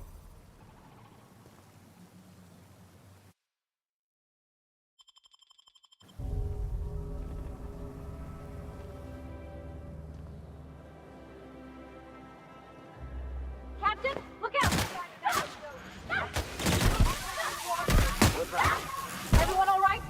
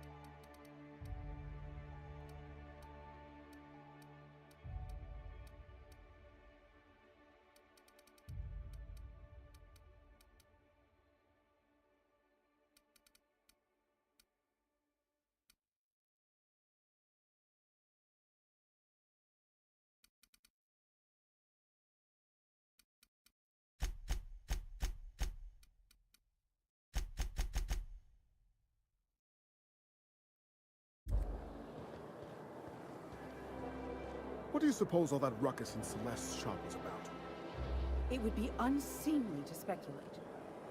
She's always been a bit artistic. Oh, right. Creative temperament and all that.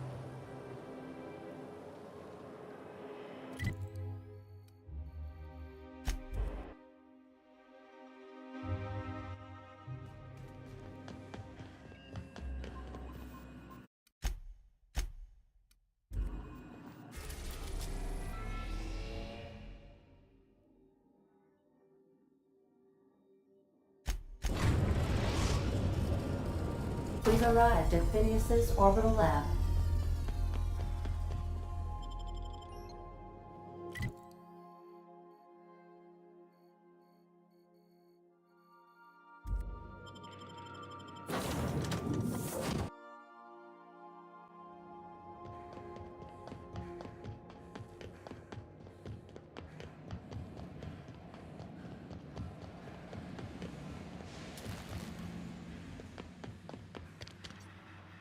I've kept myself busy in your absence, optimized my formula. I'm now confident I can revive the remaining colonists. All I need now is the dimethyl sulfoxide. I'll take as much as you can give me.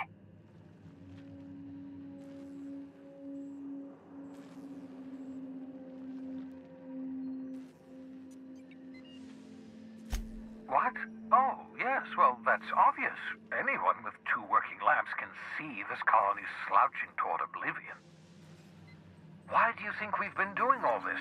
I revived you to help me save Halcyon from annihilation.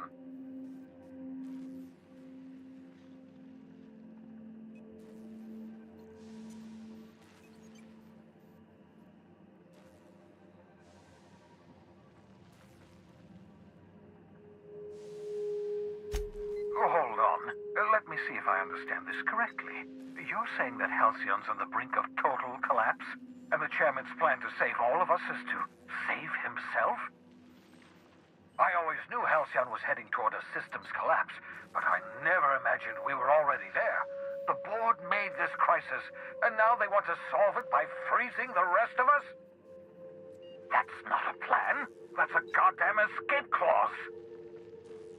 That makes 2 things we don't have. Time and chemicals to revive the other settlers. None of this was supposed to happen. I was supposed to revive the Hope's colonists. We were supposed to have enough time to solve the problem before we all starved. Human test subjects. Oh, that's grotesque. That's unthinkable. That's exactly what I'd expect out of the board.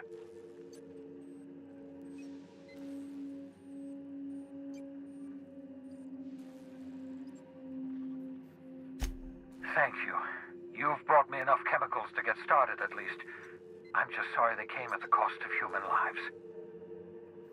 Those poor people, they must have died in agony. What exactly was the board trying to accomplish?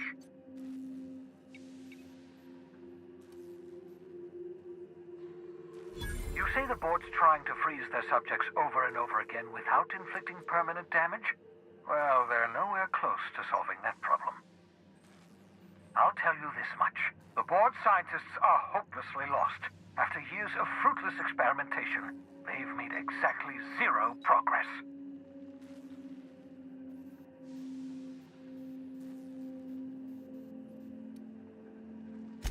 I used to work for these people.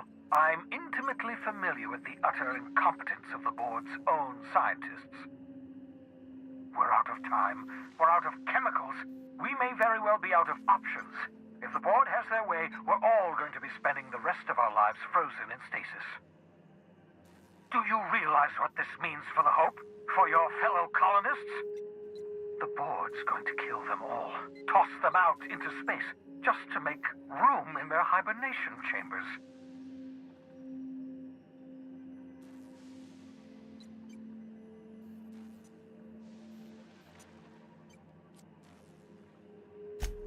Short of lining up every member of the board and shooting them in the back of the head.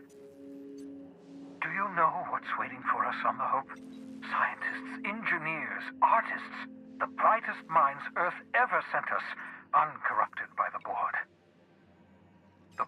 going to dispose of them all and transform the Hope into a prison for the rest of us. They're likely on their way to the Hope as we speak. We need to get to those colonists before the board.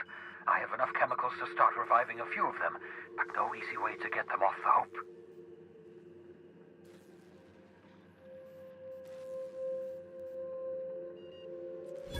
Merciful gibbering law, you're a genius! We bring the Hope to us. Skip the entire ship across the distance of colony space, right next to my lab.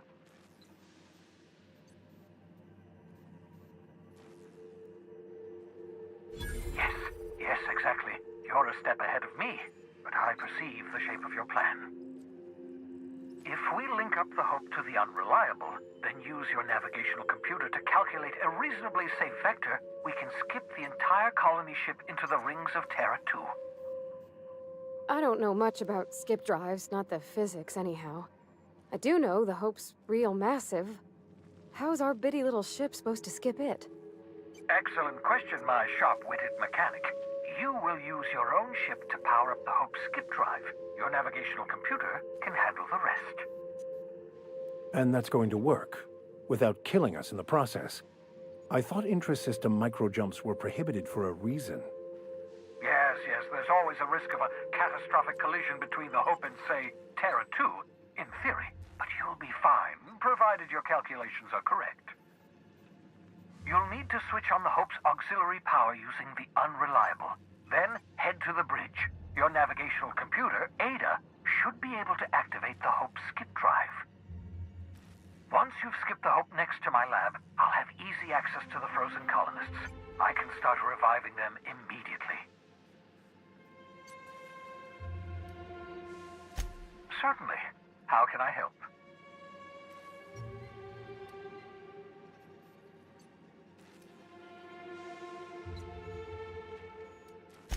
It wouldn't surprise me.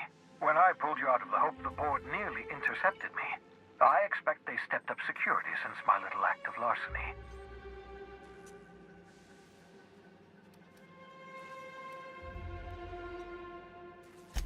Unlikely.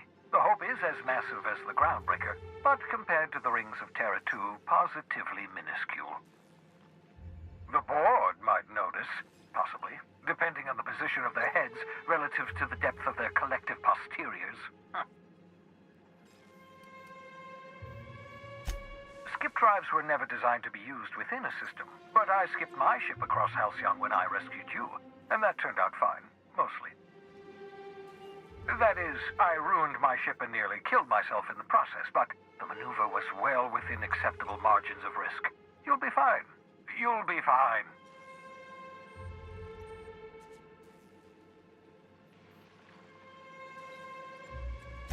I know you're wondering why I'm doing all this. Why I believe the people on the Hope are the answer to the colony's problems.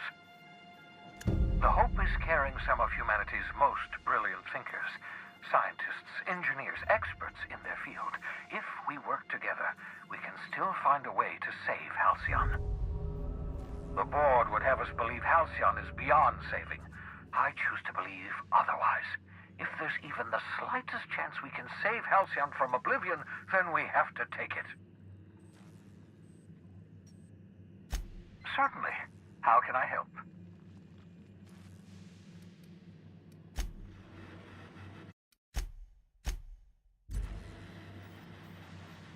I won't wish you luck on the Hope. Can't rely on luck.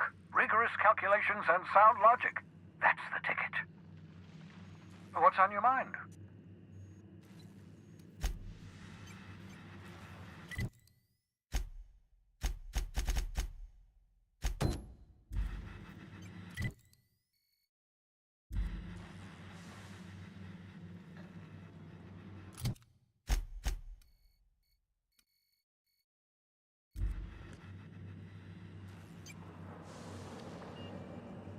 Aha!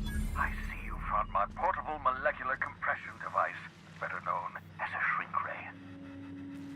Find a target, point, shoot. Your target will shrink down into a manageable size, whereupon you may commence beating them to a pulp. Feel free to try it on a marauder sometime. You You've done fine work for Sublight. By the transitive property of reputation, I am now in Sublight's good books. Well done. What's on your mind?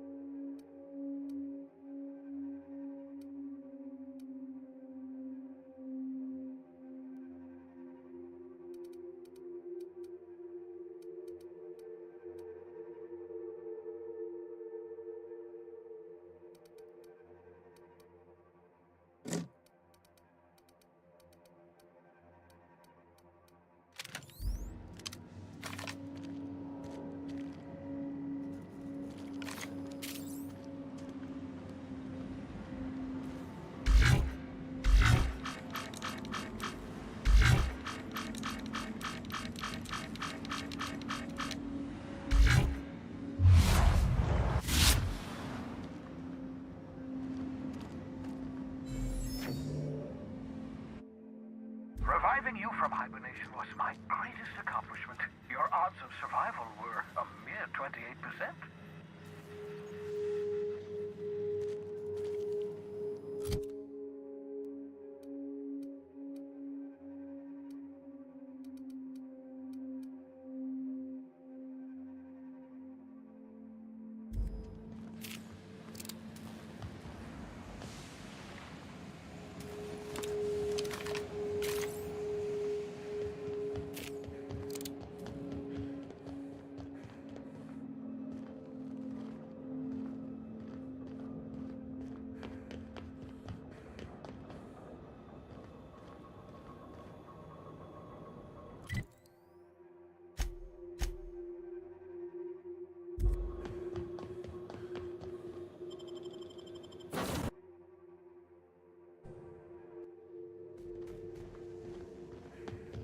Captain, I hope Dr. Wells has not dragged you into one of his irrational schemes again. My diagnosis of his mental stability is not flattering. Welcome back. I request...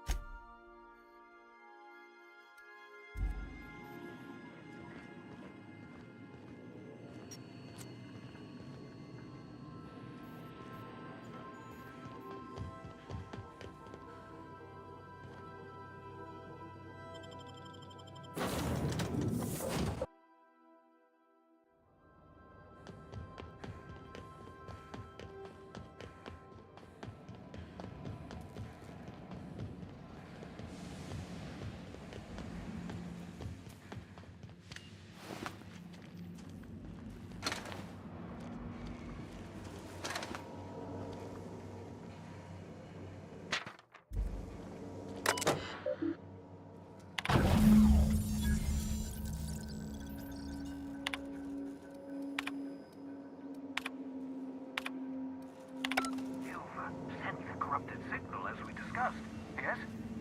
I'll take your silence as an affirmative.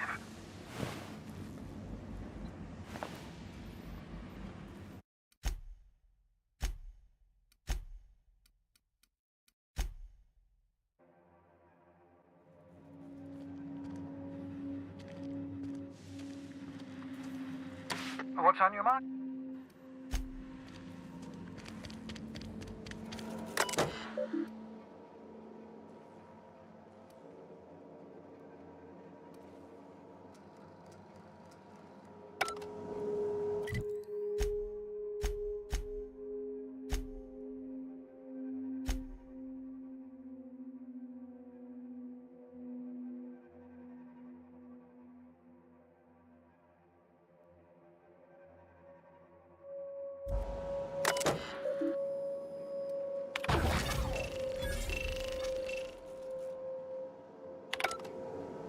That should do it. You've bought me more than enough time.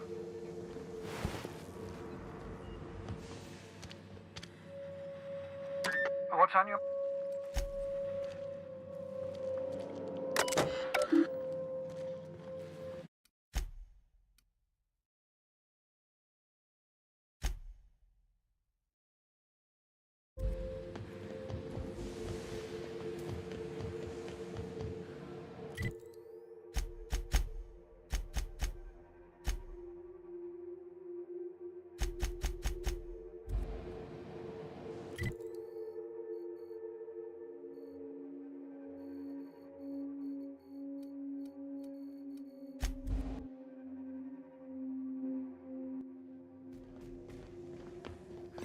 Captain, you have a message from Adjutant Sophia Akande.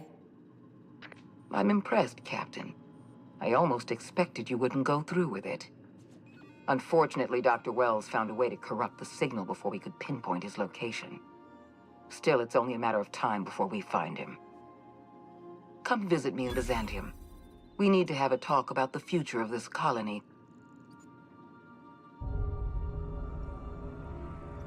Transmissions are so impersonal. I'd like to meet you face to face. Adjutant Akande has ended her call. Rather rudely, if I might say, considering she didn't sign off. Will there be anything else, Captain?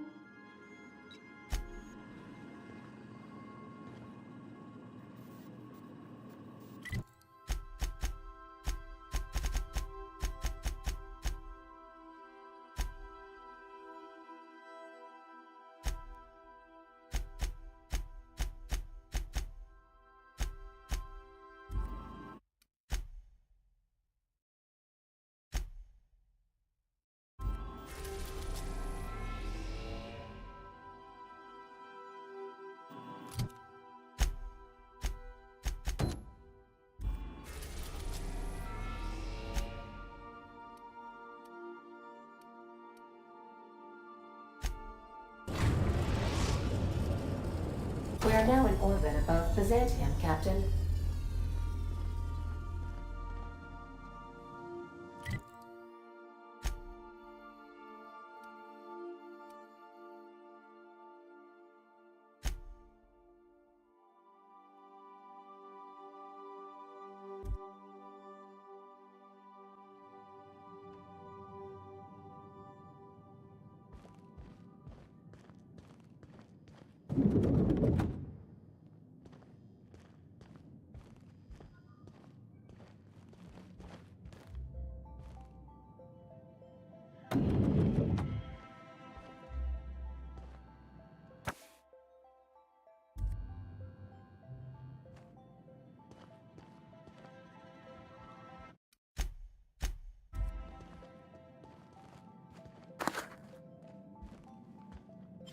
Not a peep from me.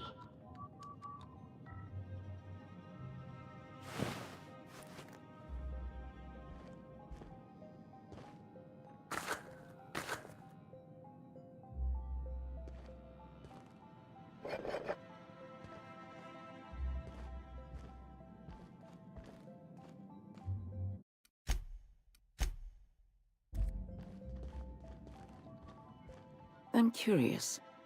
Wells may have been a delusional madman, but he risked his life to save yours. so why turn him in?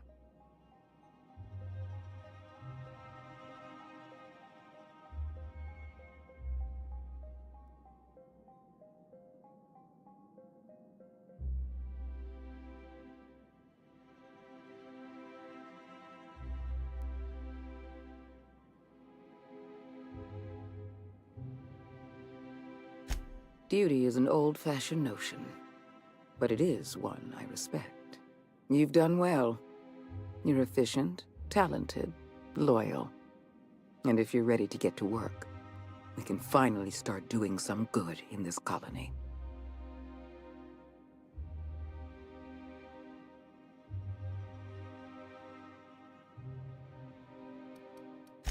Wells was an unfortunate mistake on our part. We let him out of our sights, and he operated from the shadows for decades. Wells has information we need. We're going to monitor his lab and show our hand when we're ready. Until then, you and I have work to do.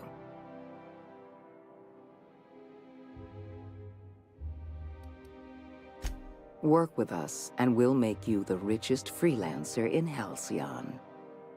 My sources tell me you've been busy on Monarch.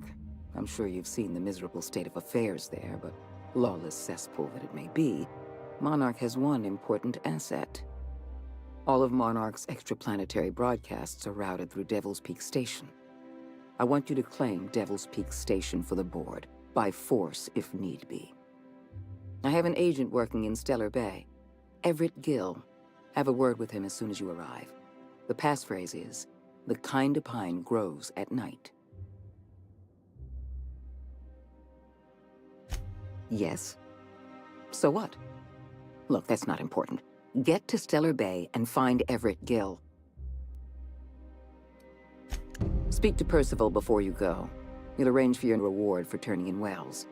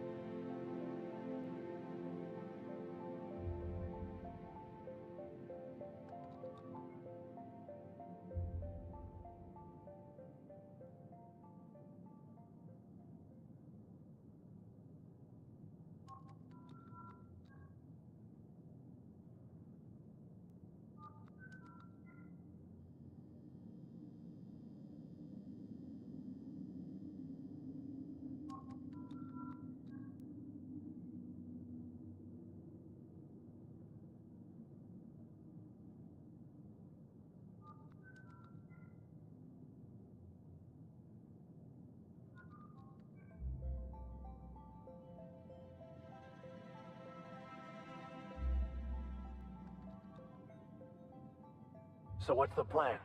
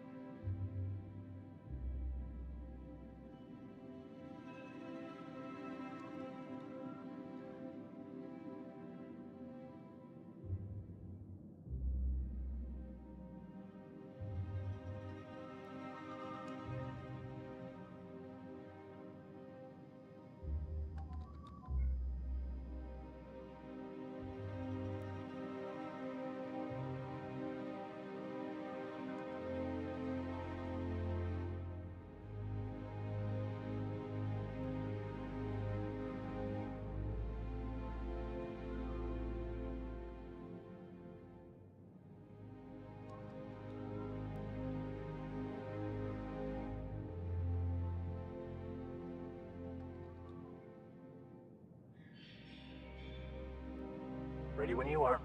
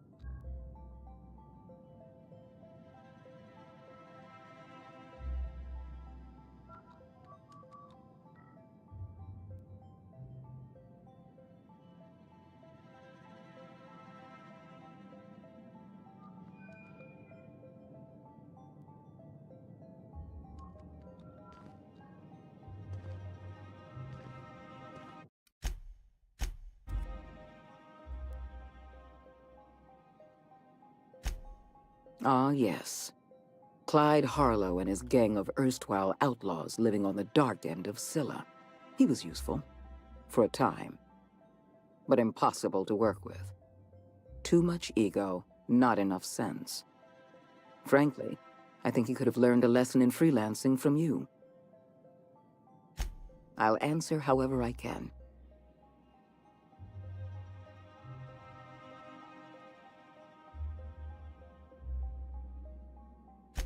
The Lifetime Employment Program is not some malevolent strategy of an evil mastermind.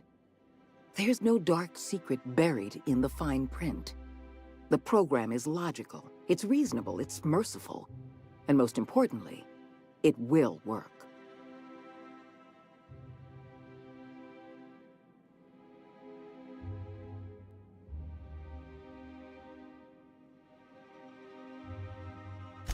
Byzantium is the beating heart of our colony.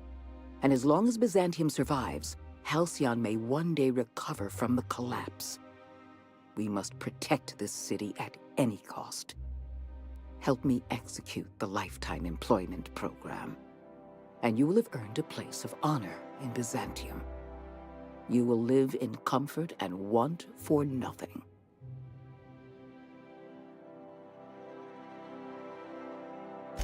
We've already crossed the point of no return.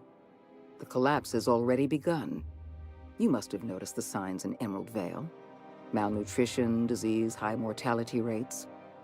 This is a permanent famine, Captain. We've done all we can to curb their hunger. Very soon, people are going to realize they're starving. A famine is a problem of logistics as well as marketing.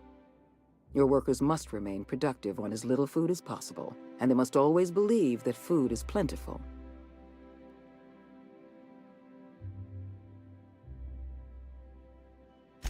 I'm sure you remember Dr. Anton Crane. His research was instrumental in developing a powerful appetite suppressant. The solution is a temporary one.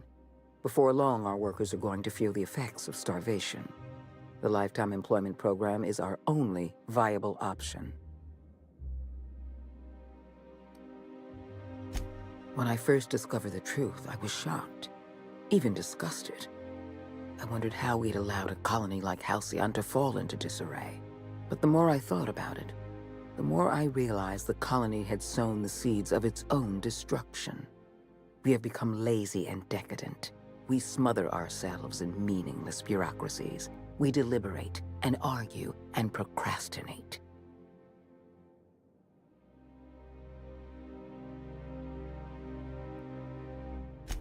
I admit, I occasionally fantasize about making an executive decision without having some tedious committee questioning my every move. Do you have any idea how much paperwork is involved in ordering someone's execution through the usual channels? It's positively maddening. When you turned Phineas Wells over to me, I knew I could rely on you. You've demonstrated your ability to place duty above sentiment. And you deliver results. That quality alone is enough to separate you from the board's army of indecisive bureaucrats.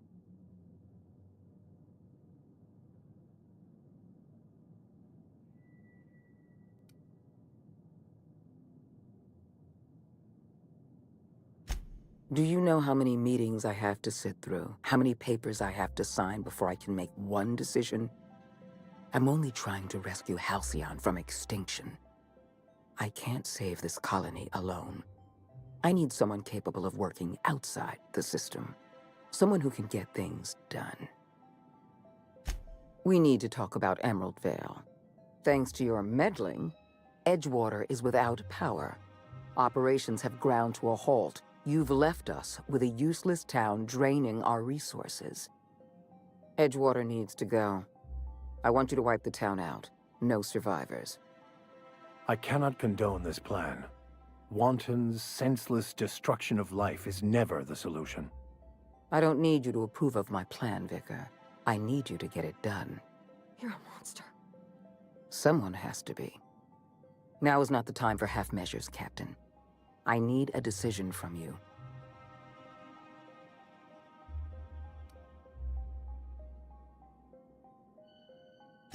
When you diverted power to the Botanical Lab, you spelled the end of Edgewater. But the town is still hanging on, still living off whatever meager resources we send them. With every passing day, Edgewater leeches more of our limited resources. The town is a rotting limb, and we must be surgeons. Edgewater's workers consume 6 times as many resources as they produce. The best thing that town can do for its colony is to die. I'm not asking you to be a murderer. I'm asking you to be a surgeon. Edgewater is a necrotic limb on the body of the colony. It must be severed.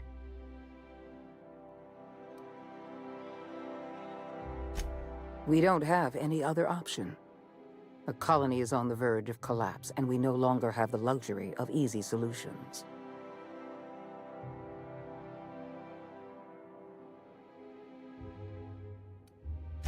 No, allowing thousands of colonists to starve to death because we couldn't make one cold-blooded decision is insane.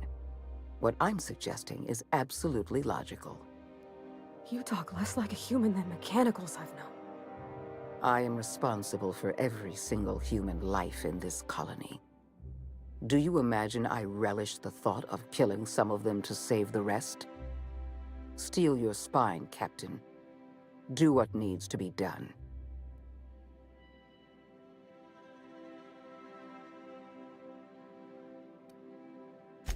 Don't make this more difficult than it needs to be, Captain. I rather like you, and I'd hate to have you shot for disobeying a direct order.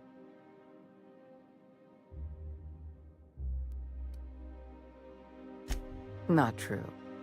You can choose to say, "Yes, ma'am," or "At once, Madam Adjutant," or "As you wish," or even, "I'll take care of it."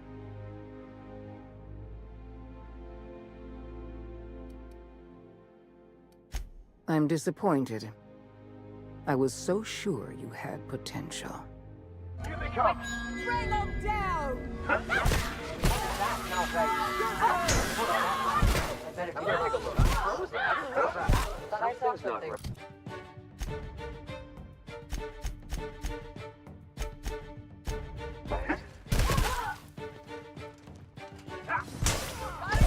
I'll take your confession now!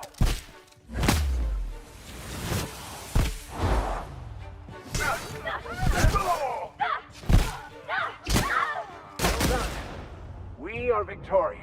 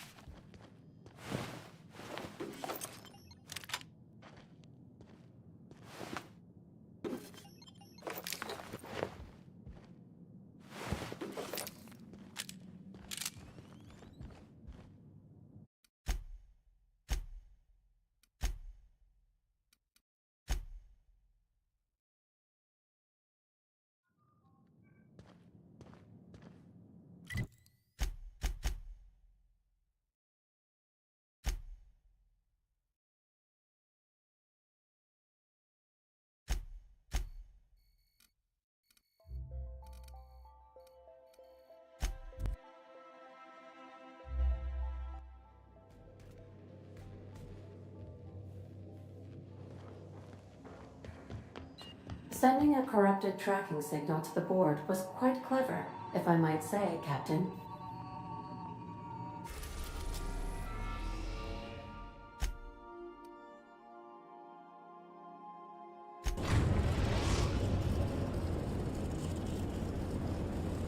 We're in orbit over Cascadia, Captain.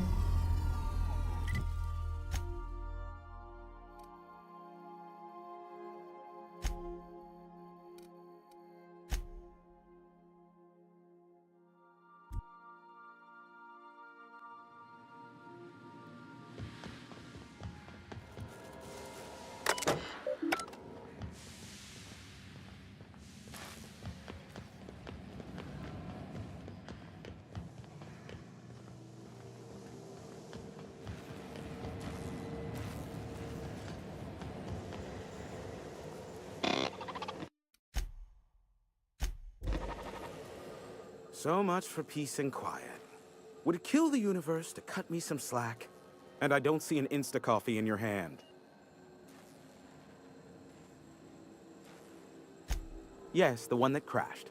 I saw it on the security feed. A bit grainy, but an invigorating watch all the same. What about it?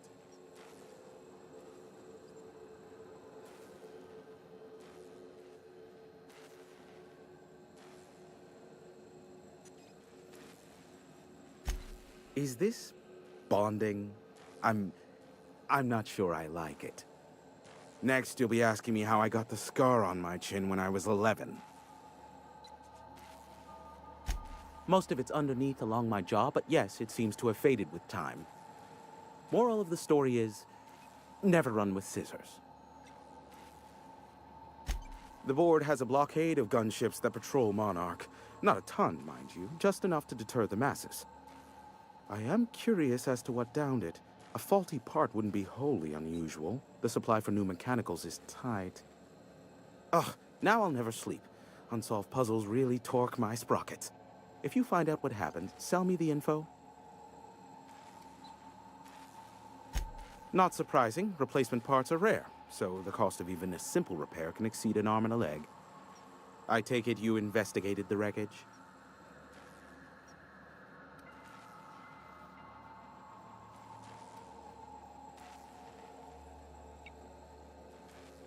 Don't guess the captain would have quite pegged the price of disrepair being the cost of their lives, but these things happen. A shame. I would have enjoyed investigating the mystery further. Ha! Oh, that's a good one. You're not serious, are you? Yes, well, let's see how long that lasts. I'm getting a headache behind my left temple. What could be causing it? The glare from the terminal screen? Or something else?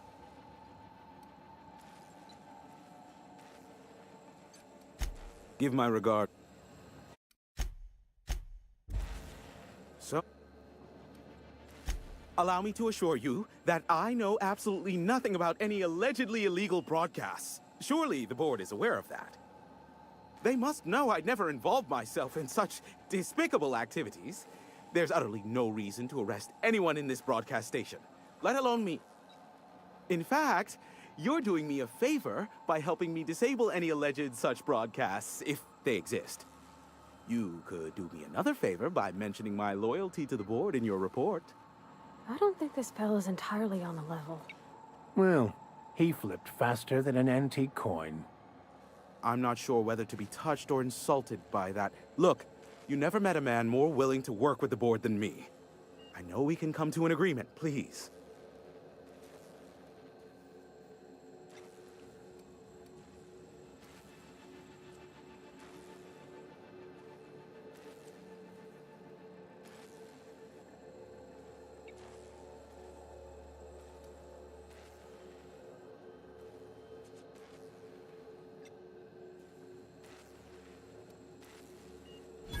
Sophia does? What sort of an amount are we intimating here? Never mind. The details are of no matter for now. I'm happy to help the board in any way I can, for so long as they consider me a friend. And as you've already shut down the transmission from Amber Heights and Stellar Bay, you've effectively ended all unregulated chatter on the planet. I suppose it won't kill me to work under Sophia. I am on familiar terms with her from a Let's call it a past contract job. As I am now inextricably in the board's service, I'd say we're done here. Unless, of course, you require anything further. Give my regards to Sophia, won't you?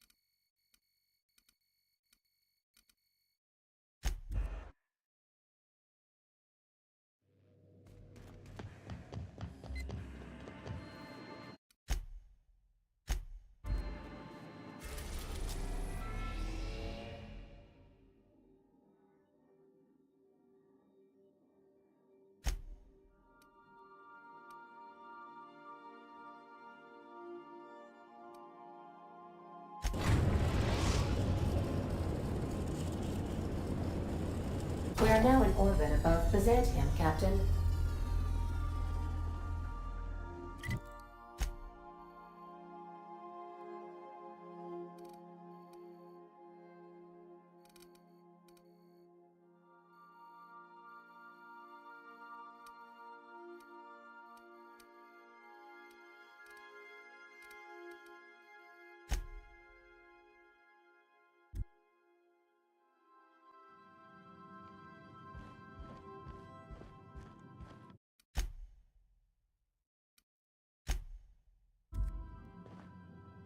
Adjutant Akande has instructed me to reward you for information leading to the arrest of Phineas Wells. Please allow me to extend my felicitations on a job well done. Quite so, madam. As an acting agent of the board, you are entitled to purchase a selection of official board-certified equipment at a discount. Do let me know if you wish to take advantage of this special offer.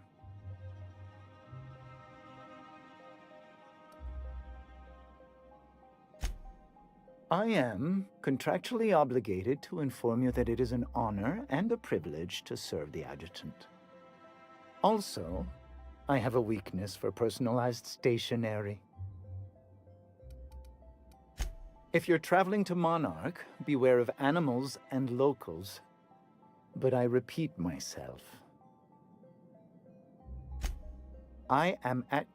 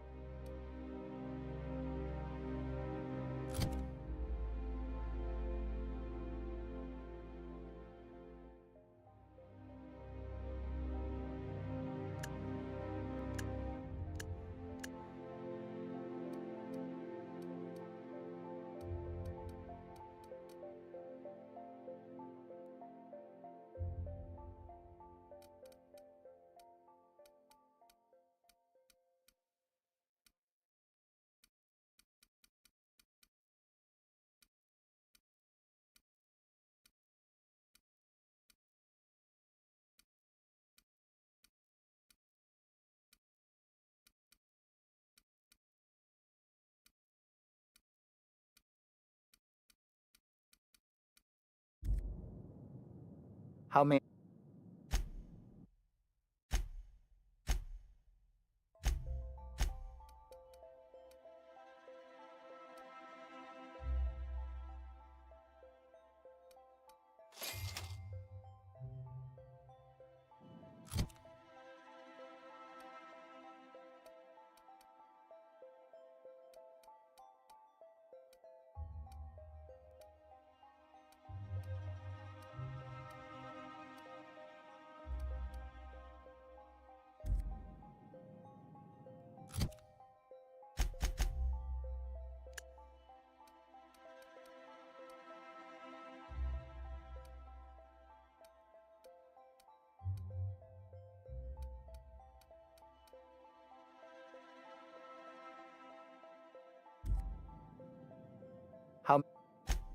I am at your service.